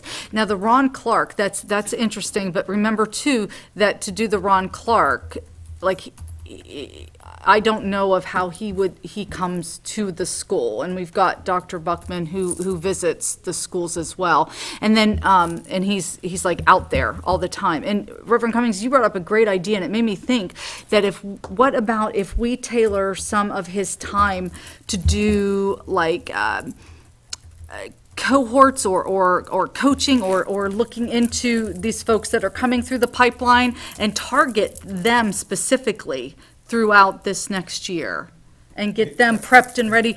Because remember, we had such an issue with folks that we have our eye on who just don't get their packets in for the pool. So there's an issue there too. So maybe if he targets them and works with them and gets their packets ready and does that interview coaching and all of that kind of stuff that he needs. That as well as those who may currently be in the pool. Yeah. Who are not coming out. And get 'em- because of perceptions. And get them coached up and ready. Personal perceptions ask a question. that can help move the process along, and the process will start to look different, and the people that's coming out of the pool will start to look different, Wow. and the district will start to look different if we kind of put some Who teeth. does this man consult with in Florida? What other districts does he consult for? I could not honestly answer that 100%. Dr. Grantham, are you involved with National Louis? Yeah, he's a colleague. He works in Orange County. He works dozens of Trinity Catholic, Seminole County, and Marion County. He's consulted for all. What do you, and you work for this company, right? No. I teach classes for National Louis. He does as well. Okay. He does as well. So, and then he also works with, like, the new principals, right, getting their folios together. So, like, Jamie North, I know he helped her, look at what she did with her school. Ashley Kemp, he worked with her, look what she did, yeah. And I can definitely speak to the principals I work with that Dr. Buckman has worked with, and they have all enjoyed being able to have that extra person to talk to and somebody that can come that has that wealth of experience and they can ask questions to. And since he's been here for 2 years, he has developed relationships with a lot of our administrators that they are more than happy to ask him and get his advice and have him help them to grow as professionals. And it's a good thing to have this grant. I feel like it's even better to target it for our specific needs. So if that's being done, then that will create the win. Yes, ma'am. And I would like to see, like Dr. Mayor just said, that we add something to whatever this is to get some people coming out of the pipeline. Yes, sir. We need to see Yes, sir. more movement.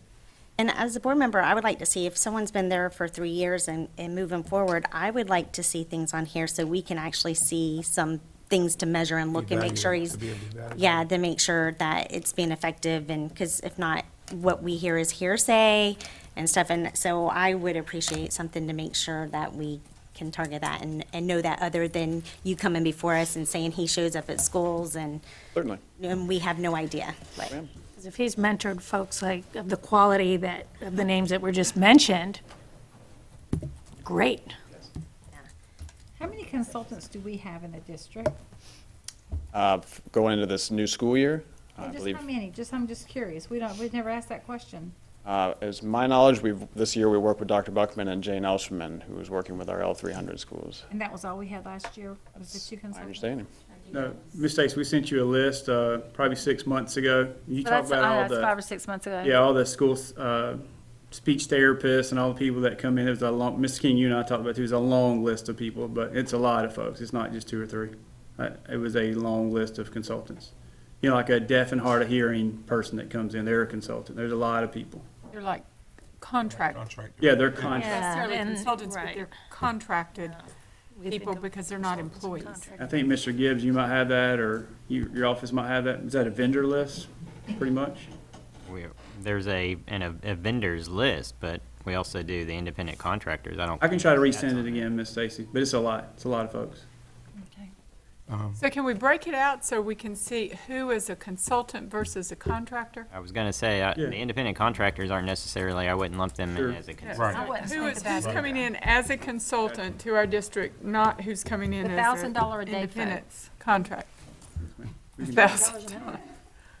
All right, we ready for vote? Yep. All in favor for approval of item C 29.1, agreement with Butman and Associates LLC, signify by aye. Aye. Opposed by the same sign. Motion passed unanimously. Pass the gavel back to our chair, Ms. King. Thank you. May I have a motion to approve the item C22.2, First Amendment of Educational Directions LLC contract? Need a motion. So moved. Moved by Ms. McCall, Second. second by Mr. Cummings. Dr. Mayer?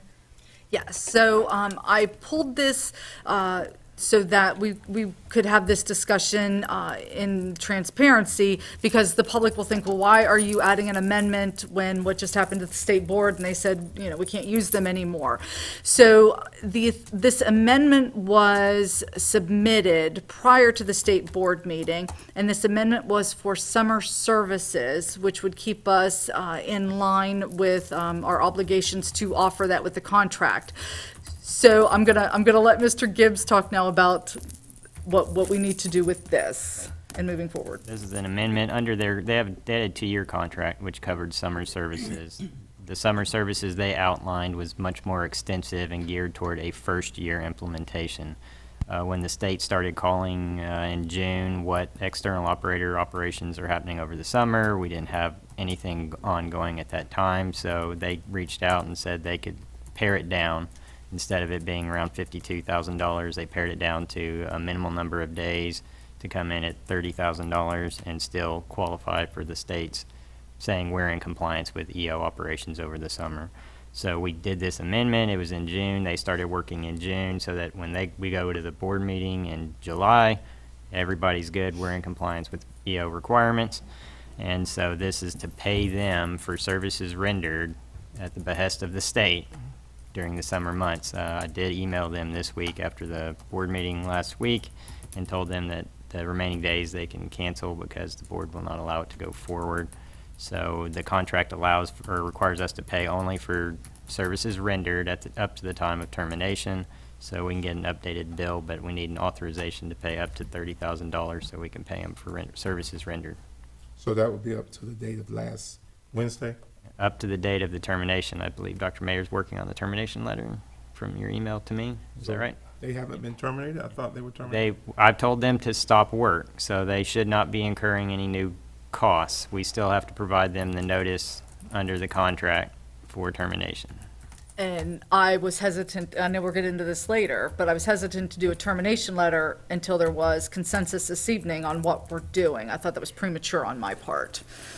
I don't think that would have been premature. Well- If DOE said they had to go on the 17th, that was the day the service is over. Well, I think, Dr. Mayer, though, for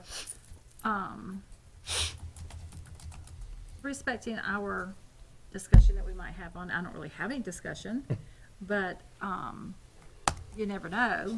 And so I think she was being professional to kind of hold out until all the i's were dotted and the t's were crossed, so thank you. But with this amount, so we would amend, This amends the contract to allow us to pay for the services rendered. The max amount would be the quoted amount from the contract, which I think is $29,000 and some change. So we'd have to ask them for an amendment because they still had 6 days remaining of performance under that contract, so they can prorate that for days they actually served. That's my concern. It needs to be prorated. Right. So we only pay for services actually rendered. All right, you good? All right, all those in favor signify by saying aye. Aye. And the motion passed 5-0. May I have a motion to approve the following cash or tangible donations that have a total value of $47,822.17. $1,000 to Anthony Elementary School from Public Education Foundation of Marion County for Duke Energy STEM Grant. $1,000 to Bellevue Elementary School from Public Education Foundation of Marion County for Duke Energy STEM Grant. $3,250 to Denellen Elementary School from Public Education Foundation of Marion County for Duke Energy STEM Grant. $1,482.17 to Forest High School from Bart Blessing Management LLC. $3,250 to Maplewood Elementary School from the Public Education Foundation of Marion County for the Duke Energy STEM Grant. $2,840 to Osceola Middle School from Lowe's. $10,000 to Professional Development from Martha M. Hanson Trust. $3,250 to Reddick Collier Elementary School from the Public Education Foundation of Marion County for Duke Energy STEM Grant. $3,250 to Stanton Weirsdale Elementary School from the Public Education Foundation of Marion County for the Duke Energy STEM Grant. $8,500 to Stanton Weirsdale Elementary School from Santiago Women's Club Charitable Giving Committee. $10,000 to Vanguard High School from Marion County Hospital District. All right. So moved. Moved by Mr. Cummings. Second. Second by Ms. Thrower. All those in favor signify by saying aye. Aye. Aye, and the motion passed 5-0. And then, Ms. Stacy, would you like to give thanks today? In a time when we're all headed back to school and we're in tight budget days, it's wonderful that the Marion County residents and the businesses and people here kick in and help in the areas that they really have passions for and they like to target to. And sometimes it's just in our general fund, they give it to us and let us decide how we want to spend it. And so I'd like to thank our community and our business community and our individuals, our families who dig deep in their pockets and they see a need and they help us. We don't have to tax our people sometimes to get to see the generosity. They'll gift it to us. And that's what makes it even more special because no one told them they had to do it. It's just a gift. And gifts we're so appreciative of, and I want to thank the community again for the gifts they've given us. Thank you. Thank you. A special board meeting is scheduled for July 30th, 2019 at 5:30 p.m. The purpose of this meeting is to receive the public hearing tentative budget. An emergency meeting is scheduled for July 30th, 2019 at 6 p.m. The purpose of the meeting is to discuss the external operator for Evergreen Elementary School. A special administrative briefing and work session is scheduled for August 7th, 2019 at 9 a.m. The purpose of the work session is to discuss the superintendent search update. The following regular administrative briefing and work session is scheduled for August 8th, 2019 at 9 a.m. The purpose of this work session is to discuss budget, general fund 1 out of 3, security update, African American History Task Force, calculations of school grades, and homeless needy student update. And I also believe next week, we also have the EOC meeting at the sheriff's office, so you need to look for your invite. I had, you mentioned that the August 7th special administrative briefing was at 9. I have it on my calendar sent from Ms. Martinez Lopez at 2. I believe it starts at 9 with interviews. Yeah, the interviews are scheduled in the morning. Okay. Yeah, individual. Okay, so the That's what that individual was. interviews, and then we have the special meeting at 2. Okay. Yes. Thank you. Just wanted to be sure I had that right. Okay, good. Thank you for clarification. It's August the 7th. Okay, so you should have your interviews on there. All right, so we will begin our committee reports or concerns with Dr. Mayer. Okay, so I need some guidance. Do we want to discuss the Evergreen external operator, or do you want me to do like the happy stuff and then we come back to it, or how do you want to? Let's do external operator. We want to do that, and then we'll get into regular? Yep. Okay. So based on guidance from Thursday's work session, and that followed the State Board of Education meeting, where the state board said that they would not move forward with our plan for Evergreen with Ed Directions as the external operator. You asked that we provide information not only from Ms. Elsperman, but you asked for a couple other people who had submitted for Oakcrest. That information was provided to you. There's LSI, TSI, and then Ms. Elsperman. So that was Learning Science International. And remember that they will not go along with the pay per performance that the state is now requiring. And if you reflect back to the board meeting, that was a requirement for everything, so keep that in mind as you make your decision. Then TSI sent their proposal, and their proposal is in the packet Mr. Gibbs sent, and that was the amount is there, $435,000. And then we have Ms. Elsperman's proposal, and her amount was the 270. So that is, anything to add? What was TSI's? 639, or TSI was 435, LSI was 639,250. With no paper. And how much was Ms. Elsperman? 270. 270, that's with the paid for performance. That's with Yeah, the with pay that. for performance. 260. So what we're asking tonight is consensus, and that then with your consensus on where to move forward, then I need to get that plan in to the state. Then Mr. Gibbs will work on a contract, and we could get it by, Hopefully, yeah, we'll have it for that special work session on the 30th. okay, then that would be contract, and then it would all be submitted to the state, and then the August 21st state board meeting would be the official yay or nay. So we're moving with Mrs. Elsperman, or are we still talking?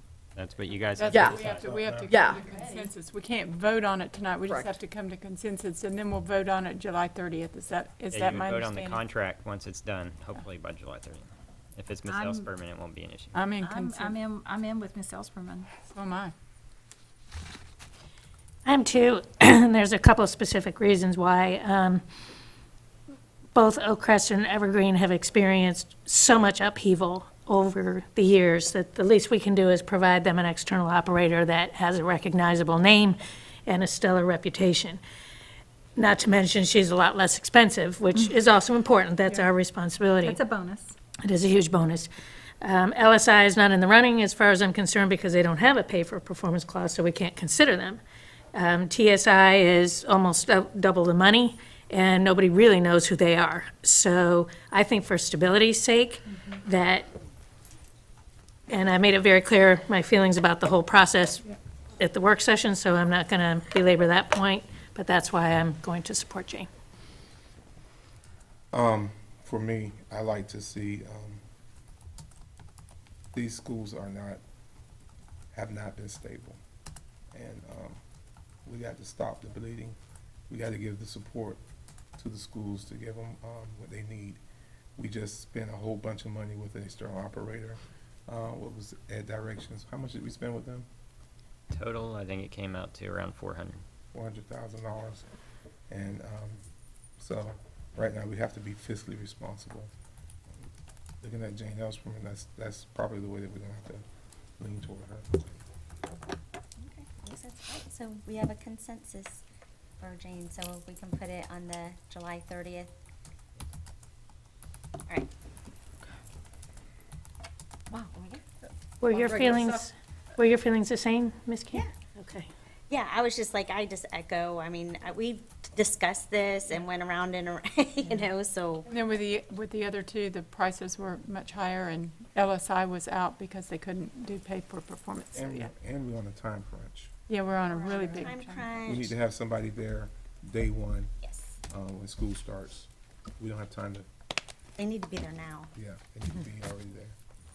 And I just got personal experience with her. She was my my children's principal, and she was fantastic. Yeah. I mean, I've got personal experience that's kind of making me a little biased towards her But let me because say I this, got my own. I hate to hear that when we keep saying we have personal experiences. She's just because good. it almost conveys to the public like there's something different that's going on. Even though all of us may have had personal experiences with her, this is about business. No. This is about doing what's right for the kids. I believe that I have seen her in action as a principal, and I believe that I've watched her run a school, and I'm sorry that you disagree. We'll just have to agree to disagree. We just don't But want to, think I just that's don't want us to convey the wrong message to the public.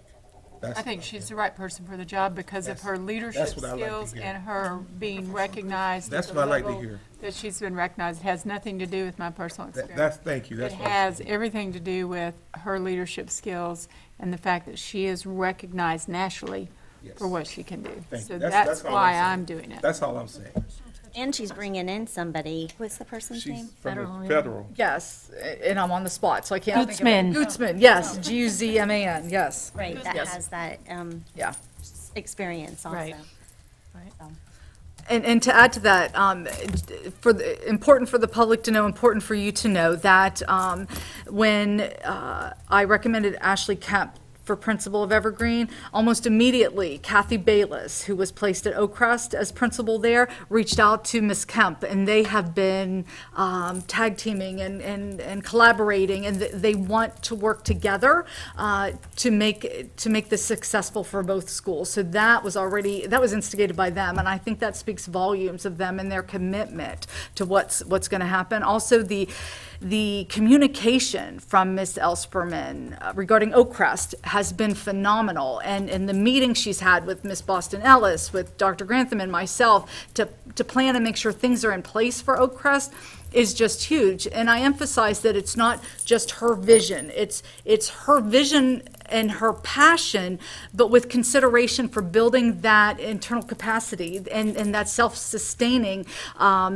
empowerment of the school, of the teachers, so that she can exit after this year and know that she has left this school, now both schools, in a very good place. So again, the communication from her and the planfulness and the concern is outstanding. So we should. I like the fact that she is local, and we may get some more assistance from her, support from her, that we may not get from an out-of-state company. That's a plus for me. What if their flight's canceled? Exactly. So I'm looking forward to working with her. Yeah. And my opinion has not changed. It hasn't. I It's in am your very DNA. thankful for the fact that I have a total comfort zone for Mrs. Elsperman, because I have watched her here. I've been a parent at her school, and I can say that I just have utmost confidence in her turning these schools around, and it's got to do with what I have personally seen with my own eyes.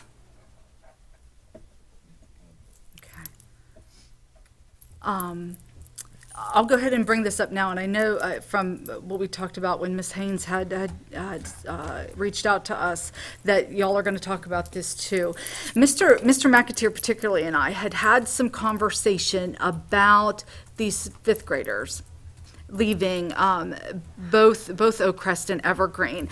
And we had been playing with an idea, and we had conversation too, and this was casual conversation, with Ms. Kynard, who's the area director for both, and even Ms. Beck, so that we can drill down to find out for each student, and can we track them, and what can we do?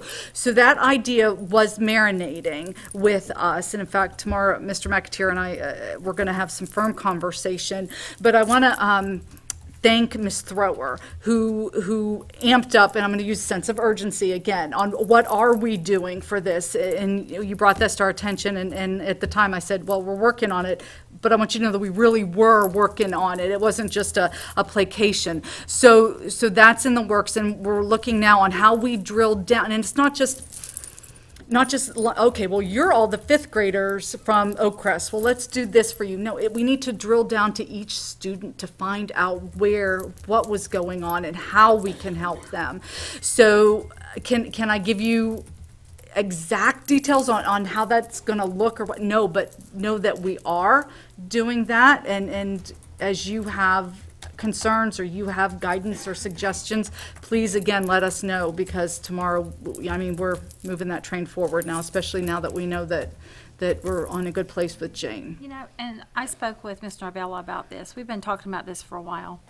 And we both agreed that, because we ran some things through our heads, just, talking back and forth about, maybe at the elementary school making a 5.5 grade, 5.5 grade and everything. And then we both agreed that holding the children back, that's a self-esteem issue. If we could do it in the middle school, so they move forward to middle school, and it's almost like a 5.5 grade in middle school, or like she said, a pre-6, so that the children did make progress for their self-esteem. They made progress to move to the next school. They weren't held back at an elementary school when they're growing up. But if there was something that we could, I don't even know if other districts have anything like that, Dr. Mayer, I don't know. Narvell and I were just talking about it, and it just made sense that we have like a grade 5.5, or like she said, pre-6, but we do it on the middle school campus.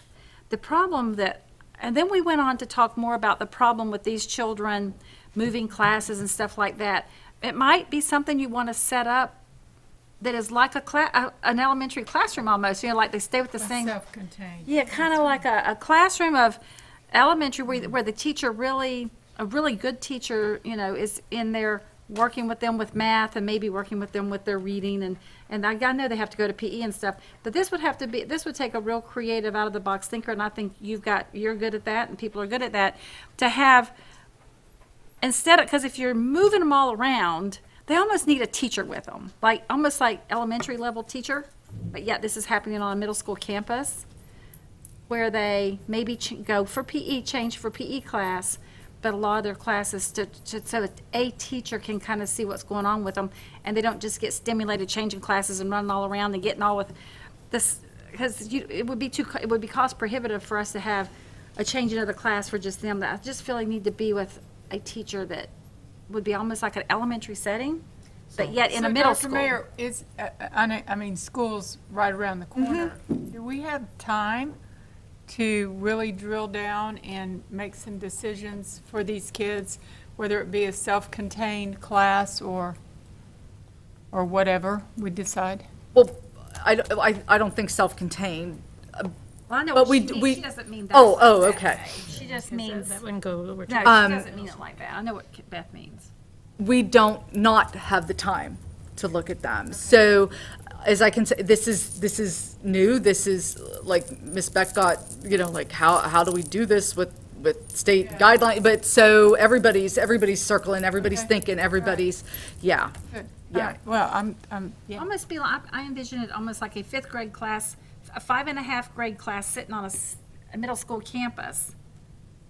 But it's that would really be 5.5 self-contained, grade. and she said that's probably not going to work. Well, no, she didn't mean she was thinking self-contained like we think of self-contained, but I know what you mean. It's, Well, let's give them the time to. Isolated class. If you Yeah, ask, that a like- class away from everybody else. But I kind of got a question or whatever. You're saying that these kids would be promoted to middle school, and they will still be pre-6 or 5, kind of like 5.5? No, I don't think they're saying anything yet. I We mean, don't is that know. We what have I to was talk. hearing Ms. Haynes saying? that's what Narvell and I were Is talking that what you're about. saying, Ms. Norvell? Miss Haynes, can you come to the podium, please? Please. She's put a lot of thought in this. She really has. I'm certain, yeah. What I'm saying is, I know one time they've tried this before with the 8th graders. The 8th graders were not ready to go on to the 9th grade. So they did with them, and if I'm not mistaken, they've ever worked the whole year, or maybe half a year. But looking at these 6th graders, they need a whole year. They don't need 3 months, 4 months. They need a year. If we could get, say, maybe 2 classes, I don't want them to feel like they're sitting over here all day in a class by themselves. If we can get maybe two different teachers, or maybe maybe the most of 3, to let them do a little bit of changing around. Don't make them feel like they're confined and in prison. We want them to go to school, feel like they're normal students, but we are putting more, let's say, we are working harder to get more out of them. Let me put it that way. So when would they catch back up with their class? When will they catch up? When would they be reintegrated? If they're 5.5, when would they be in 6? That's what Maybe I'm not asking. till the next year. Okay, at the end of the year. Well, they already been promoted to 6. Okay, they already been promoted to 6. So if they move on, they go to 7th grade. And then if they do not make it, they be retained as 6th graders. They do 6th grade. Now, and that's where we balance each other out great, because I get, that's kind of my big thinking, big idea, and I'm with you, and that's where Ms. Beck comes in, and she's like, well, that's not in the plan, that's not in statute. I'm not saying it's not, but I'm saying she's going to level us out. So whatever we can do this year, within the confines of the laws, the procedures, the policies that are set up, but we've got to do something for them. So know that we're going to take care of them. We'll keep you informed on what we're doing. We need these ideas, and then we need Ms. Beck's side of the house, where she keeps us in line with making sure we're doing things according to policy and state statute and all that. So we're gonna work together on this. Let me ask another question. Could there also be something along with what you're doing in instituting some summer school or something in there with those kids to help get them bolstered for the next step? Because we don't need to keep pushing these kids along, and they're not adequately prepared to see if in Ms. Beck's plan, whatever she comes up with. And I know it's going to be a cost to us, but it's costing us now.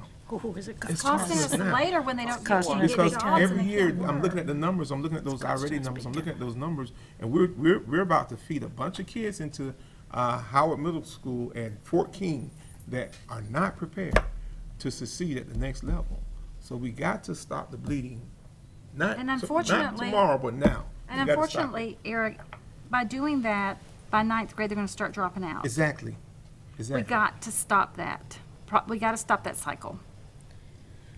That's one thing. Yes. And by them being in the mainstream, if they're not already on task, you're going to have another problem. You're going to have a behavior problem. Right. Because when a child is not engaged and can't communicate, that's when they become a problem. Not because they necessarily want to be. And then it's also taken away from those that's moving forward and can move on. So that's why I said, like to say, we kind of put them in the middle and work with them. If they've got a couple of teachers, like a math teacher, and the kids switch, and do travel to that math class, and these kids travel to this other class, and maybe the one teacher does math and science, and one teacher, and they just move back and forth. However you academia people figure it out, but something has to work. And to try to put a plan in place to support these kids now to the best of our ability with evidence-based interventions. I didn't exactly say research-based, so hopefully we can get away with that legally, because sometimes what happens in the lab doesn't transfer to the classroom. but evidence-based interventions that have a track record of moving kids quickly so that they see their progress quickly. I mean, one day is like 3 years to a middle school kid. So they've got to become invested in their progress. And if we can pull something like this together, it sounds like we're going to and we need to, then coming into next summer, we can look at possibly supporting that transition further. Because that's really what we're talking about here, is supporting transition. Right now, Not letting them just continue to get further and further behind. Our goal, though, would be that next summer, we wouldn't be looking at the same transition plan, because we would have. Or at least not for those Yeah, kids. the same type, you know, yes. Right, Yes. right. But- And eventually it'll catch up with itself. But thinking about middle school kids and how they react to being secluded and things like that, that's something to be very mindful of in the future. Oh, those kids will know where their classrooms are, trust me. That's okay. Right, we'll do what we need to Better than do. being held back in fifth Absolutely, grade. absolutely, but my point being is that doing it in the summer, although there would be a cost, like you said, because of bus and whatever, that could even be more ideal, because then they're caught up, hopefully, enough to be able to go in and do their thing, right? Even with just the first 9 weeks being in a class to support their transition into middle school. Worst statement ever. Let's just let them go to middle school and see how they do. We know how they're gonna do. Yeah, and I hear you, and I respect you, and I know we have to do it, but the thought to me of continually doing the let's catch them up sits really heavy here as well as here, that we can't, and we shouldn't be catching them up. We should be pushing them forward. Yeah, we should be. In an ideal world. Well, and I think too, that we're on that path, and until we get to where we are on it, that yeah, we've got to provide for these kids. But I think though, with what you're talking about, keeping them isolated, I think then that perpetuates that Matthew effect, where the poor keep getting poorer, and you can't. It's like, when you put all the kids with a speech impediment in the same class, then they never improve because that's all they hear. But I think they need scaffolded. So I would love to share that we were just awarded, I'll put on my Marion County Children's Alliance hat, a $400,000 grant from DJJ. And part of that grant is that we will be hiring tutors, certified teachers as tutors, to help with tutoring children that are behind in certain areas, and both of those schools fit in the area. So through the Children's Alliance, we may also be able to be a part of this solution, because it is a 3-year grant, and we will be hiring certified teachers as tutors. Problems So wouldn't be more to problems come. if they didn't have solutions. Well, Look at us, go right More to now. come. And another happy I was going to share is that the Daughters of the American Revolution had reached out to me, and they want to do something at Howard because they saw that these kids were coming from these fragile schools to Howard, and they want to do what they call it's a community classroom kind of idea there. So again, here comes our community stepping up to help us, and it's just unprecedented. I think the students are ready for help. I think they've been struggling and not being able to read, and you live with a couple of them and your little twin grandchildren, and that's gone through Evergreen, and I think Narvella, as a parent in the community, can give the greatest insight because she has lived it and walked it with her grandchildren. And so thank you, Narvella, for coming and talking to me about that. It has led to this, and I hope that the administration will she just makes so much sense, because that's where our behavior children are going to come from. And when children are frustrated, they're not learning, they just think so bad of themselves. And, I'm not so worried, Dr. Mayer, about them feeling bad about being isolated. I really feel more bad about them going into a world that they're not going to be prepared to go into. That's more my worry, not their psyche about being, different or being treated different. I think that I'm more worried about failure than I am about that. And I think that that's what Narvella has shared with me, to go in, and there's a right way to do it, and we know how to do it, and Dr. Mayer, you know how to do it. And get these kids a grade 5.5 where, we kind of gear towards, so they, even though they're not even at 5th grade level, a lot of them right now. And I think if we start looking at, and Dr. Marion and I talked earlier about this, we start looking at dealing with these kids coming out of kindergarten and 1st grade, we won't have to have that pre-6 or 5.5. Right. The problem will take care of itself over time. It'll start transitioning out, most part. fading out, but we got to start somewhere, and we can't just push those kids up and they're not prepared.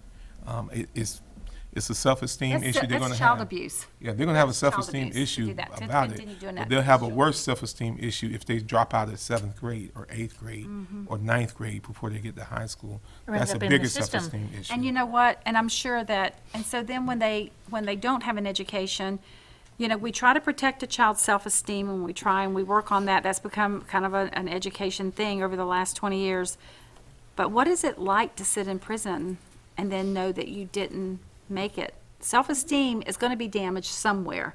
You're either going to try to help them when they're young, or it's going to get hit when they're 18 years old and they're in prison because they got involved with doing something that they didn't need an education for and got caught. So self-esteem, we can protect. So there's some point in time in their life that we're either going to help them now or their self-esteem's going to be damaged later, because I don't think it's very good self-esteem to see yourself sitting in jail. Well, I wasn't talking self-esteem, I was talking about their academic performance, that they need to be inspired by those who. I agree. And that scaffolding, though, that's just I not agree. the Okay, cold all right. turkey. Ms. Narvella, I want to Okay. tell you, thank you so much for coming on behalf of our students and speaking for them. Many times they don't even know how to speak. I do want to ask, is there a point of contact for Ms. Narvella so that there Yes. can be some type of communication and we can get this ball rolling? Who would that be? Well, I'm going to defer to Mrs. Thrower because you're so vested. Do you want to be that, or do you want me? I think it should be someone in the academic. Ms. Okay, then it'll Thrower's be a me. school board member. It Perfect. needs to be somebody that we can 'Cause actually. I'm not going to be involved in the. Then that would be me directly. Okay, so that would be, okay. Mm-hmm. So, Ms. Narvella, now you can use Heidi as your point of contact, and we can get this going, because if anyone can get anything done, it's that one right there. So, so thank you so much. Thank you. She talks to me at 1 o'clock in the morning. That lady don't sleep She doesn't. about her Well, kids. Thank you all for listening and being open to give our children this second opportunity. Because like I say, when I'm in my situation, I didn't get my grandkids until they were in third grade. Third grade grades looked pretty decent. Fourth grade, they were given the portfolio. Fifth grade, they went slapped almost to the bottom. But I'm not giving up, and a lot of the others happen the same way. So if we work hard on this, maybe this can be a pilot program for other districts. If we work on this well and do it well enough, maybe we may be able to pass the torch on to someone else. Thank you. Thank you. Thank you. Thank you, Ms. Narvella. I think this falls And let me in. say this before she goes. She is extremely passionate about this cause, and it causes her great angst. When she heard about the situation with what had happened with Evergreen, so her compassion and emotion about this school caused her the tears. And I'm not saying just a tear, broke down and cried. So we have people in the community that are that concerned about the kids in our community, and the community wants to make sure that these kids do not fall between the cracks, that these kids are successful, and that we're getting them to putting every resource, every support behind them to make sure that they succeed. So thank you. I truly thank you. And you know what, Ms. Haynes, I feel confident that you're going to go back and share with the community the uplift and the spirit that we got to tonight. You know, you confront reality, and then you move forward together. And I have no doubt that with all the great heads involved in this, that it's just going to get better. We're committed to that. We're going to leave a legacy of success. Thank you. Do you have anything else? Oh, yeah. Okay. Okay, thank you. Do you know that tomorrow our new teachers come back? Yes, I know. Isn't it exciting?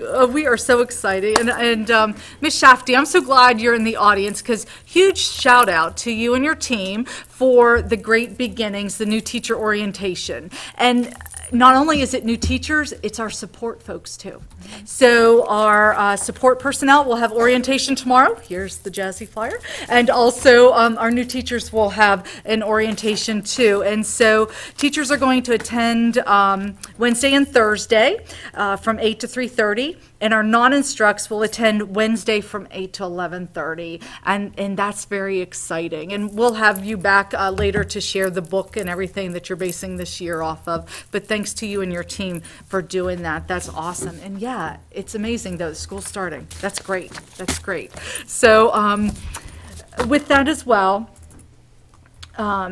on next Monday, the 29th, this will be the first time that we have shut down the district for our folks to attend a PD session. So Monday, July 29th, from 1 to 4, our district offices will be closed, and we have the signs up now on all our doors, and we've got the email replies also updated, so we get the word out, our website is updated, and we're getting the media pushed out too, that we will be closed from 1 to 4 for a special professional development opportunity, and that is only for our Marion County Public School family. So everybody that's working, that we're paying that day, they're coming to this, and our folks who are off contract are welcome to come as well. They must have their badge with them, though, for this one. And of course, you all are welcome at this one or the 7 o'clock one, whichever you prefer. So our speaker that day is Max Schachter.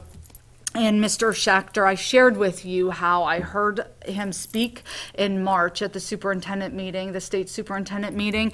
And Mr. Schachter's son, Alex, was one of the kids killed in Marjorie Stoneman Douglas. And that spurred him to take on Alex's legacy. So Mr. Schachter has set up a foundation, Safe Schools for Alex, and he has been he is a part of the Marjorie Stoneman Douglas Commission. He advises the governor.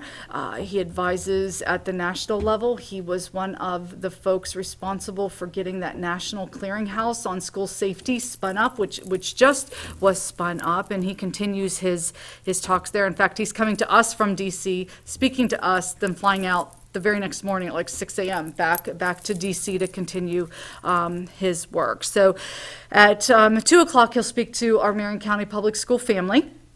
And then at 7 that evening, he will have a free event for the community to come and to listen. This, and it's very important to me to emphasize again, we keep saying it, but this is not a political event. This is about Alex. This is about his legacy. And Mr. Schachter, when he speaks, it's not like the shock value, of what happened, but it's that feeling, because I keep saying with school safety, we have moved past see something, say something. We are at do something. Then if you see something, say something, and then by God, do something again and do it quickly.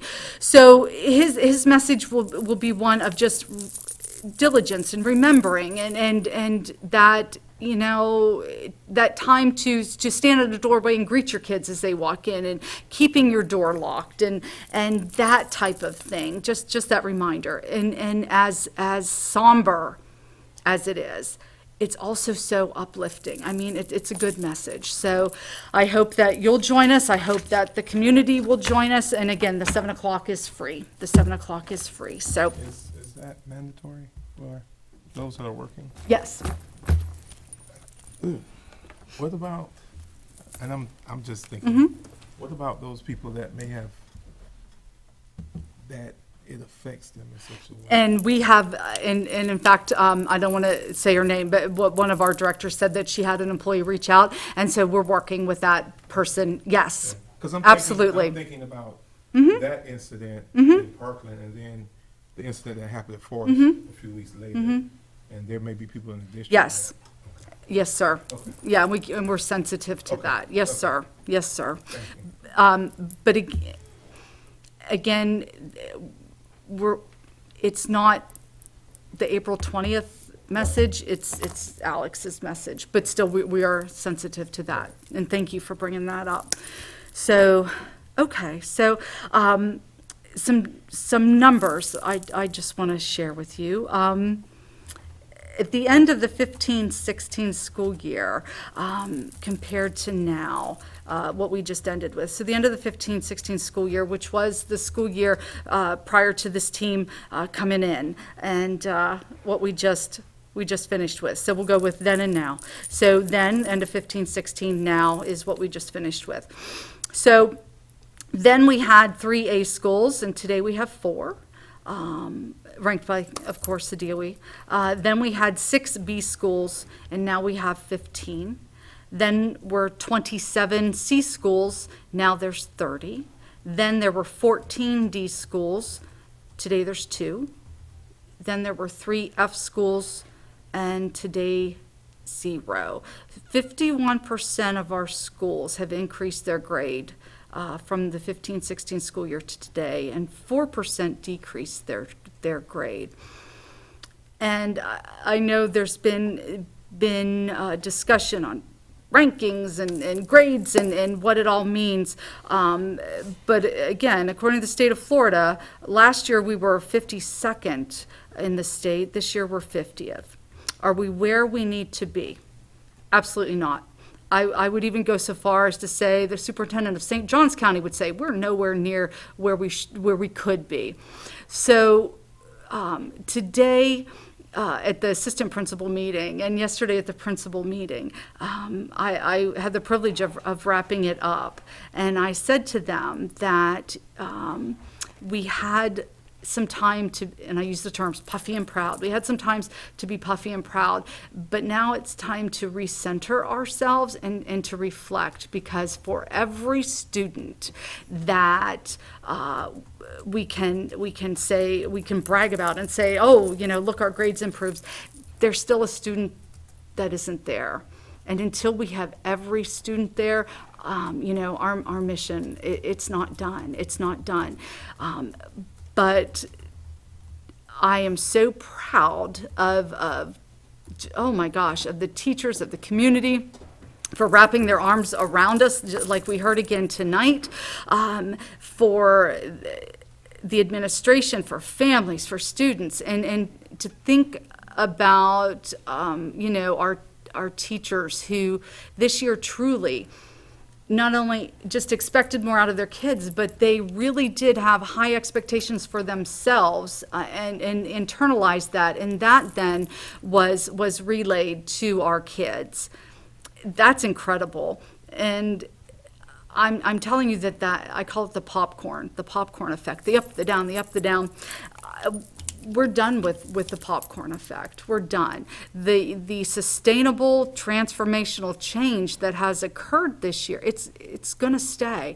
And as we work towards that I say total proficiency at third grade, we are going to see improvements. And we know that we couldn't change the world last year with what we put in place, but we did see improvements. And when we look at that data for our kindergartners and our first grades, and we see that we are laying that foundation, we are definitely on the way. And it's exciting to know that it's coming. It's very exciting to know that it's coming and that we are helping those catch up. So I promise you that next year is going to be even better, but what's going to be better about it, and it's more about the grades and the sheets from the state. It's knowing that behind every data point, there's a little person. There's a person behind that data point who is succeeding and who has chances and opportunity, and that's what's really exciting. And then just to round out,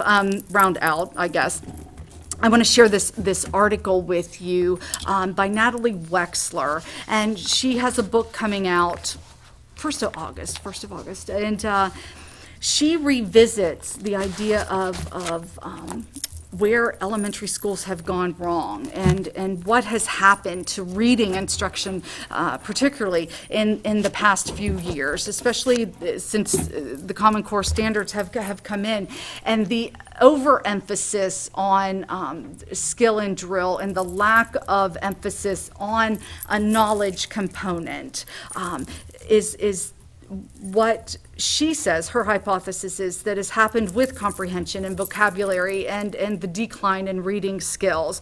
And she goes back and she cites one of my heroes, E.D. Hirsch, and his idea of building that knowledge base for kids. And the fact that, especially when you have kids who are coming to us from low socioeconomic backgrounds who don't have that real world experience, and we can give them field trips as we can, and we can also give them great books to read, books that build that background knowledge and that core knowledge, not to be confused with Common Core standards, but that core knowledge that brings us together as a society and gives us that background knowledge so that when they do have to read these stories that abstract, that they have something to hook onto. And again, I go back to the fact that I really believe that this is what has helped us turn where we're going. The fact that we know we have to impart this knowledge to our kids. So it's exciting, it's wonderful, but, you know, do we still have work to do? My gosh, yes. But are we in the right direction? Absolutely. And then for the last, I'll pass this out to you. I shared with everybody today and yesterday. I'll get you a copy, don't worry.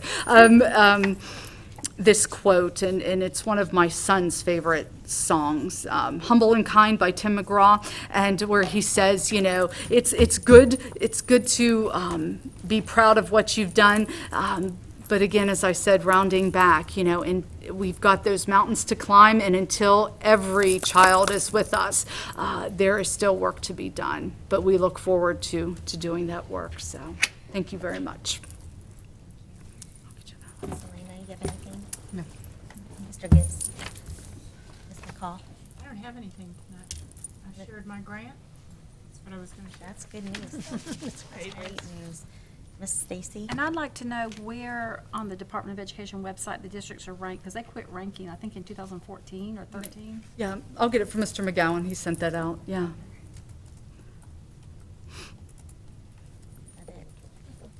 Mr. Boy, this is the time when most of us always have a lot to say, and even I don't have a lot to say tonight because I just feel like we've covered so much ground. And but I will leave with this parting thought that just that optimistic excitement of, you know, moving towards the beginning of school and all getting ready. The kids thrive on that. We thrive on that. It's new energy, new year. The successes that we have gained, it's so important to celebrate them. We need the community to continue to be on board with us. We need the community to work with us, and together we're going to make it. Together we're going to make it, and there won't be anything more satisfying than that when that day comes. So with that, I bid you good night. Mr. Cummings? I'm grateful for everyone that's come out tonight. I thank Ms. Haynes for bringing to our attention, even though it was in all of our sites, that we have to do something immediately to stop the bleeding. We can't continue to drip blood all over the district. We got to stop the bleeding now. So I thank God for her bringing that up. I just have a few things. It was interesting that Ms. King pulled the item about Mr. Buckman and the consultants. Nothing against Mr. Buckman or anything like that, but we need to make sure that we are doing, when we're looking at these consultants, that they are doing consulting. But I'm thinking back when we had mentors versus consultants. And maybe we need to continue to start having some mentors for our principals and our APs and getting consultants for those people that's beneath them to help them get up to those pools. That way we'll have some clear paths for success and promotions. I talked with Dr. Mayer the other day, and she talked about trajectory, and everybody that comes to work for the school system may not aspire to be in an administrative level. Some love just being in a classroom, but there are some that have a desire to go higher. So we need to be able to put those people on a trajectory or a plan, a pathway to getting promoted, and give them the resources, because they'll be better teachers. They'll be better teachers for those years that they need to do, and they'll be better administrators. As a whole, we'll have a better district. I'm looking at those scores that we saw last week. We do see that there is improvement. We got a long way to go. Thank you, Dr. Mayer, for reminding us that we have a long way to go. But I want to thank the teachers and the staff for all the hard work they have put in this past year in making a difference and making a change. I just don't want us to get complacent and think that we've arrived. When we have people from the community telling us that their kids are being put to the next grade and they're not ready for the next grade, that tells me that we have not arrived. We won't arrive until every kid can function at the grade level that they're in. So let's celebrate this small victory, but the war is still going on, and we need to make sure that we don't get comfortable in this battle. Thank you. Okay, thank you. I think it's encouraging. I know in the years past, but again, this year, there's been a lot of discussion about catching the students in kindergarten and first grade. I really believe our superintendent hears that for next year so that they're not going to get into 5th and 6th, and then we have to develop these classes. So I think we can catch them. I just want to tell everyone that is on vacation, their summer vacation, whether it be our students, our staff, our employees, every single one of them, enjoy your next couple days because it's coming quick. And but I already know teachers' mentality and para-pro, they're already thinking about what's ahead. They're really not resting, but I do want to encourage every one of you to rest while you can. And as a board, we are so appreciative and we are so grateful for each and every one of you, and we value you. And we understand that there would not be a board, there would not be a any without our students and our teachers. There wouldn't. And I just want to make sure they know that we value them and they matter. So I'm just going to leave it with that. Miss Martina Lopez, are there any parents who have submitted a timely request to speak on their child's disciplinary matter? No, ma'am. Okay, thank you. May I have a motion to approve the expulsion of student JD 19-114 with educational services for the remainder of the 2018-2019 school year and all of the 2019-2020 school year? So move. Moved by Ms. McCall. I need a second. Second. Second by Ms. Thrower. Do we have any discussion? Seeing none, all those in favor signify by saying aye. Aye. And the motion passed unanimously. Okay, I wish to acknowledge that board members met at 9 a.m. on July 23rd, 2019 to hear and vote on early re-entry request for the 2019-2020 school year. Okay, there being no further business, may I have a motion to adjourn? So move. Moved by Mr. Second. Cummings, second by Ms. Thrower. All those in favor signify by saying aye. Aye. Aye, and the motion passed unanimously, and our meeting is adjourned at 7:55 PM. All right. I need to turn this in.